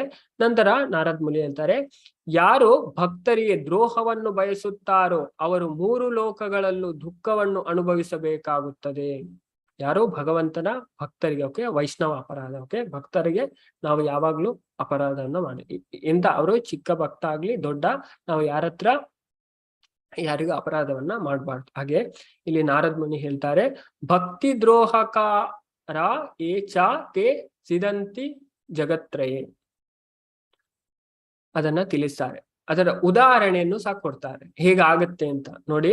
ಯಾರು ಭಕ್ತರಿಗೆ ದ್ರೋಹವನ್ನು ಬಯಸುತ್ತಾರೋ ಅವರು 3 ಲೋಕಗಳಲ್ಲಿ ದುಃಖವನ್ನೇ ಅನುಭವಿಸಬೇಕಾಗುತ್ತದೆ. ಹಿಂದೆ ದುರ್ವಾಸ ಮುನಿಯು ಅಂಬರೀಷನೆಂಬ ಭಕ್ತನನ್ನು ತಿರಸ್ಕರಿಸಿದರಿಂದ ದುಃಖ ಪಡಬೇಕಾಯ್ತು. ನಿಮಗೆ ಕತೆ ಗೊತ್ತಿರ್ಬೋದು, ದುರ್ವಾಸ ಮುನಿ. ಓಕೆ, ಅವರು ಅಂಬರೀಷ್ ಮಹಾರಾಜರು ಶ್ರೇಷ್ಠವಾದ ಭಕ್ತರು. ಓಕೆ, ಹಾಗೆ ಅವರ ಪ್ರತಿ ಅಪರಾಧವನ್ನ ಮಾಡಿದ್ರಿಂದ ಅವ್ರಿಗೆ ಎಷ್ಟು ಇದಾಯ್ತು, ಅವ್ರಿಗೆ ಎಷ್ಟು ದುಃಖವನ್ನ ಅನುಭವಿಸ್ತಿದ್ರು. ಅವ್ರು ಓಡಿದ್ರು ಎಲ್ಲಾ ಕಡೆ. ಭಗವಂತನ ಸುದರ್ಶನ ಚಕ್ರ ಅವರ ಬೆನ್ನಿಂದ, ಓಕೆ, ತಿರುಗುತ್ತಾ ಹೋಗ್ತದೆ. ಅವರು ಮೊದಲು ಬ್ರಹ್ಮಾಜಿಯ ಬ್ರಹ್ಮಲೋಕಕ್ಕೆ ಹೋಗ್ತಾರೆ. ಬ್ರಹ್ಮಾಜಿ ನನ್ನನ್ನ ರಕ್ಷಿಸಿ ಈ ಸುದರ್ಶನನನ್ನು ಬಿಡುವುದೇ ಇಲ್ಲ ಅಂತ ಹೋಗ್ತಾರೆ. ಓಕೆ, ಬ್ರಹ್ಮಾಜಿ ಹೇಳ್ತಾರೆ, ನಮ್ಗೆ ಏನು ಮಾಡುವುದಿಲ್ಲ, ನೀವು ಭಗವಂತನ ಹತ್ರ ಹೋಗ್ಬೇಕು ಅಂತ. ಅದನ್ನು ಬಿಟ್ಟು ಅವರು ಶಿವಜಿ ಹತ್ರ ಹೋಗ್ತಾರೆ. ಶಿವಜಿ ಹೇಳ್ತಾರೆ, ನಮ್ಗೆ ಏನು ಮಾಡ್ಲಿಕ್ಕೆ ಆಗುದಿಲ್ಲ, ಭಗವಂತನಲ್ಲಿಗೆ ಹೋಗ್ಬೇಕು ಅಂತ. ನಂತರ ಅವ್ರು ಭಗವಂತನಲ್ಲಿಗೆ ಹೋಗ್ತಾರೆ, ನಾರಾಯಣನಲ್ಲಿಗೆ. ನಂತರ ಭಗವಂತ ಹೇಳ್ತಾರೆ, ನಾನು ನನ್ನ ಭಕ್ತನಾದೀನ, ನೀನು ನನ್ನ ಭಕ್ತನಿಗೆ ಹೋಗಿ ಶರಣಾಗು, ಅವನು ನಿನ್ನನ್ನು ಇದರಿಂದ ಬಿಡುಗಡೆ ಮಾಡ್ತಾನೆ ಅಂತ. ಓಕೆ, ಆ ಕಥೆ ನಿಮ್ಗೆ ಗೊತ್ತಿರ್ಬೋದು, ಭಾಗವತದ 9ನೇ ಸ್ಕಂದದಲ್ಲಿ ನಾವು ನೋಡ್ಲಿಕ್ಕಿದ್ದೇವೆ. ಓಕೆ, ಅದರಿಂದ ಅವರು 3 ಲೋಕಗಳು ದುಃಖವನ್ನ ಅನುಭವಿಸ್ತಾರೆ. ಓಕೆ, ಭಕ್ತವರಿಗೆ ದ್ರೋಹವನ್ನ ಮಾಡಿ. ನಂತರ ತಿಳಿಸ್ತಾರೆ, ವ್ರತ, ತೀರ್ಥಯಾತ್ರೆ, ಯೋಗಾಭ್ಯಾಸ, ಯಾಗ, ಯಜ್ಞ, ಜ್ಞಾನ, ಚರ್ಚೆ ಮೊದಲಾದವುಗಳಿಂದ ಮುಕ್ತಿಯನ್ನು ಪಡೆಯಲು ಸಾಧ್ಯವಿಲ್ಲ. ಓಕೆ, ವ್ರತ, ತೀರ್ಥಯಾತ್ರೆ, ಯೋಗಾಭ್ಯಾಸ, ಯಾಗ, ಯಜ್ಞ, ಜ್ಞಾನ, ಚರ್ಚೆ, ಇದರಿಂದ ಮುಕ್ತಿಯನ್ನು ಪಡೆಯಲಿಕ್ಕೆ ಸಾಧ್ಯ ಇಲ್ಲ. ಕೇವಲ ಪ್ರೇಮಮಯ ಭಕ್ತಿ ಸೇವೆಯಿಂದ ಇಂದಲೇ ಮುಕ್ತಿಯು ದೊರೆಯುವುದು. ಓಕೆ, ಇದನ್ನು ಸ್ಪಷ್ಟವಾಗಿ ತಿಳಿಸ್ತದೆ. ಭಕ್ತಿಯಿಂದ ಮಾತ್ರ ನಮಗೆ ಮುಕ್ತಿ, ಓಕೆ, ಬಿಡುಗಡೆ ಭೌತಿಕ ಇದರಿಂದ ಸಿಗ್ತಾರೆ. ನಂತರ ಸೂತ ಗೋಸ್ವಾಮಿ ಮಾತಾಡ್ತಾರೆ. ಸೂತ ಪುರಾಣಿಕರು ಹೀಗೆಂದು, ಶೌನಕರೇ, ನಾರದ ಮಹರ್ಷಿಗಳಿಂದ ತನ್ನ ಮಹಿಮೆಯನ್ನು ಕೇಳಿ ಭಕ್ತಿ ದೇವಿಯ ಎಲ್ಲಾ ಅಂಗಾಂಗಗಳು ಪುಷ್ಟಿಯನ್ನು ಪಡೆದವು. ಬಳಿಕ ಅವಳು ನಾರದಲ್ಲಿ ಈ ರೀತಿ ಪ್ರಾರ್ಥಿಸಿದಳು. ಓಕೆ, ಇದರಿಂದ ಅಂದ್ರೆ ಅವರು ದುಃಖದಲ್ಲಿದ್ರು ಭಕ್ತಿ. ಈಗ ಅವರು ನಾರದ್ ಮುನಿಯಿಂದ ಇದನ್ನ ಪಡೆದ್ಮೇಲೆ ಅವರ ಭಕ್ತಿಯ ಮಹಿಮೆಯನ್ನು ಕೇಳಿದ್ಮೇಲೆ ಭಕ್ತಿ ದೇವಿ ಎಲ್ಲ ಅಂಗಾಂಗಗಳು ಪುಷ್ಟಿಯಾದವು, ಅವರಿಗೆ ಎಲ್ಲ ಎನರ್ಜಿ ಬಂತು. ಬಳಿಕ ಅವರು ನಾರದರನ್ನ ಪ್ರಾರ್ಥನೆ ಮಾಡ್ತಾರೆ. ಓಕೆ, ಇಲ್ಲಿ ಭಕ್ತಿರೋ ವಾಚ ಬರುತ್ತೆ. ಅವ್ರು ಏನ್ ಹೇಳ್ತಾರೆ, ಭಕ್ತಿ ದೇವಿಯು ಹೀಗೆಂದಳು, ನಾರದ ಮಹರ್ಷಿಗಳೇ, ನೀವು ಧನ್ಯರು. ನಿಮಗೆ ನನ್ನಲ್ಲಿ ಅಚಲವಾದ ಪ್ರೀತಿ ಇದೆ. ನಿಮ್ಗೆ ನನ್ನಲ್ಲಿ ಅಚಲವಾದ ಪ್ರೀತಿ ಇದೆ. ಆದ್ದರಿಂದ ನಾನು ನಿಮ್ಮಿಂದ ಅಗಳುವುದಿಲ್ಲ, ಸದಾ ನಿಮ್ಮ ಹೃದಯದಲ್ಲಿ ಇರುತ್ತೇನೆ. ಹಾಗಾಗಿ ನಾರದ್ ಮುನಿಯಲ್ಲಿ ಭಕ್ತಿ ಅವರ ಹೃದಯದಲ್ಲಿ ಇದೆ ಯಾವಾಗಲೂ. ಓಕೆ, ಅದನ್ನ ತಿಳಿಸ್ತಾರೆ. ಇಲ್ಲಿ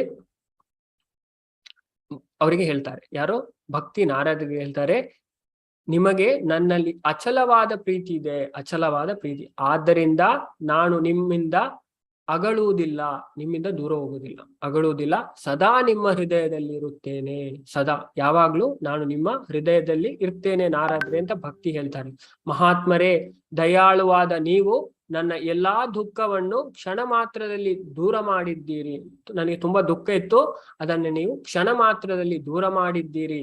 ಆದರೆ ನನ್ನ ಈ 2 ಪುತ್ರರು ಇನ್ನೂ ಚೈತನ್ಯವನ್ನು ಪಡೆದಿಲ್ಲ. ಆದ್ರೆ ನನ್ನ 2 ಮಕ್ಕಳು ಚೈತನ್ಯ ಪಡೆದಿಲ್ಲ.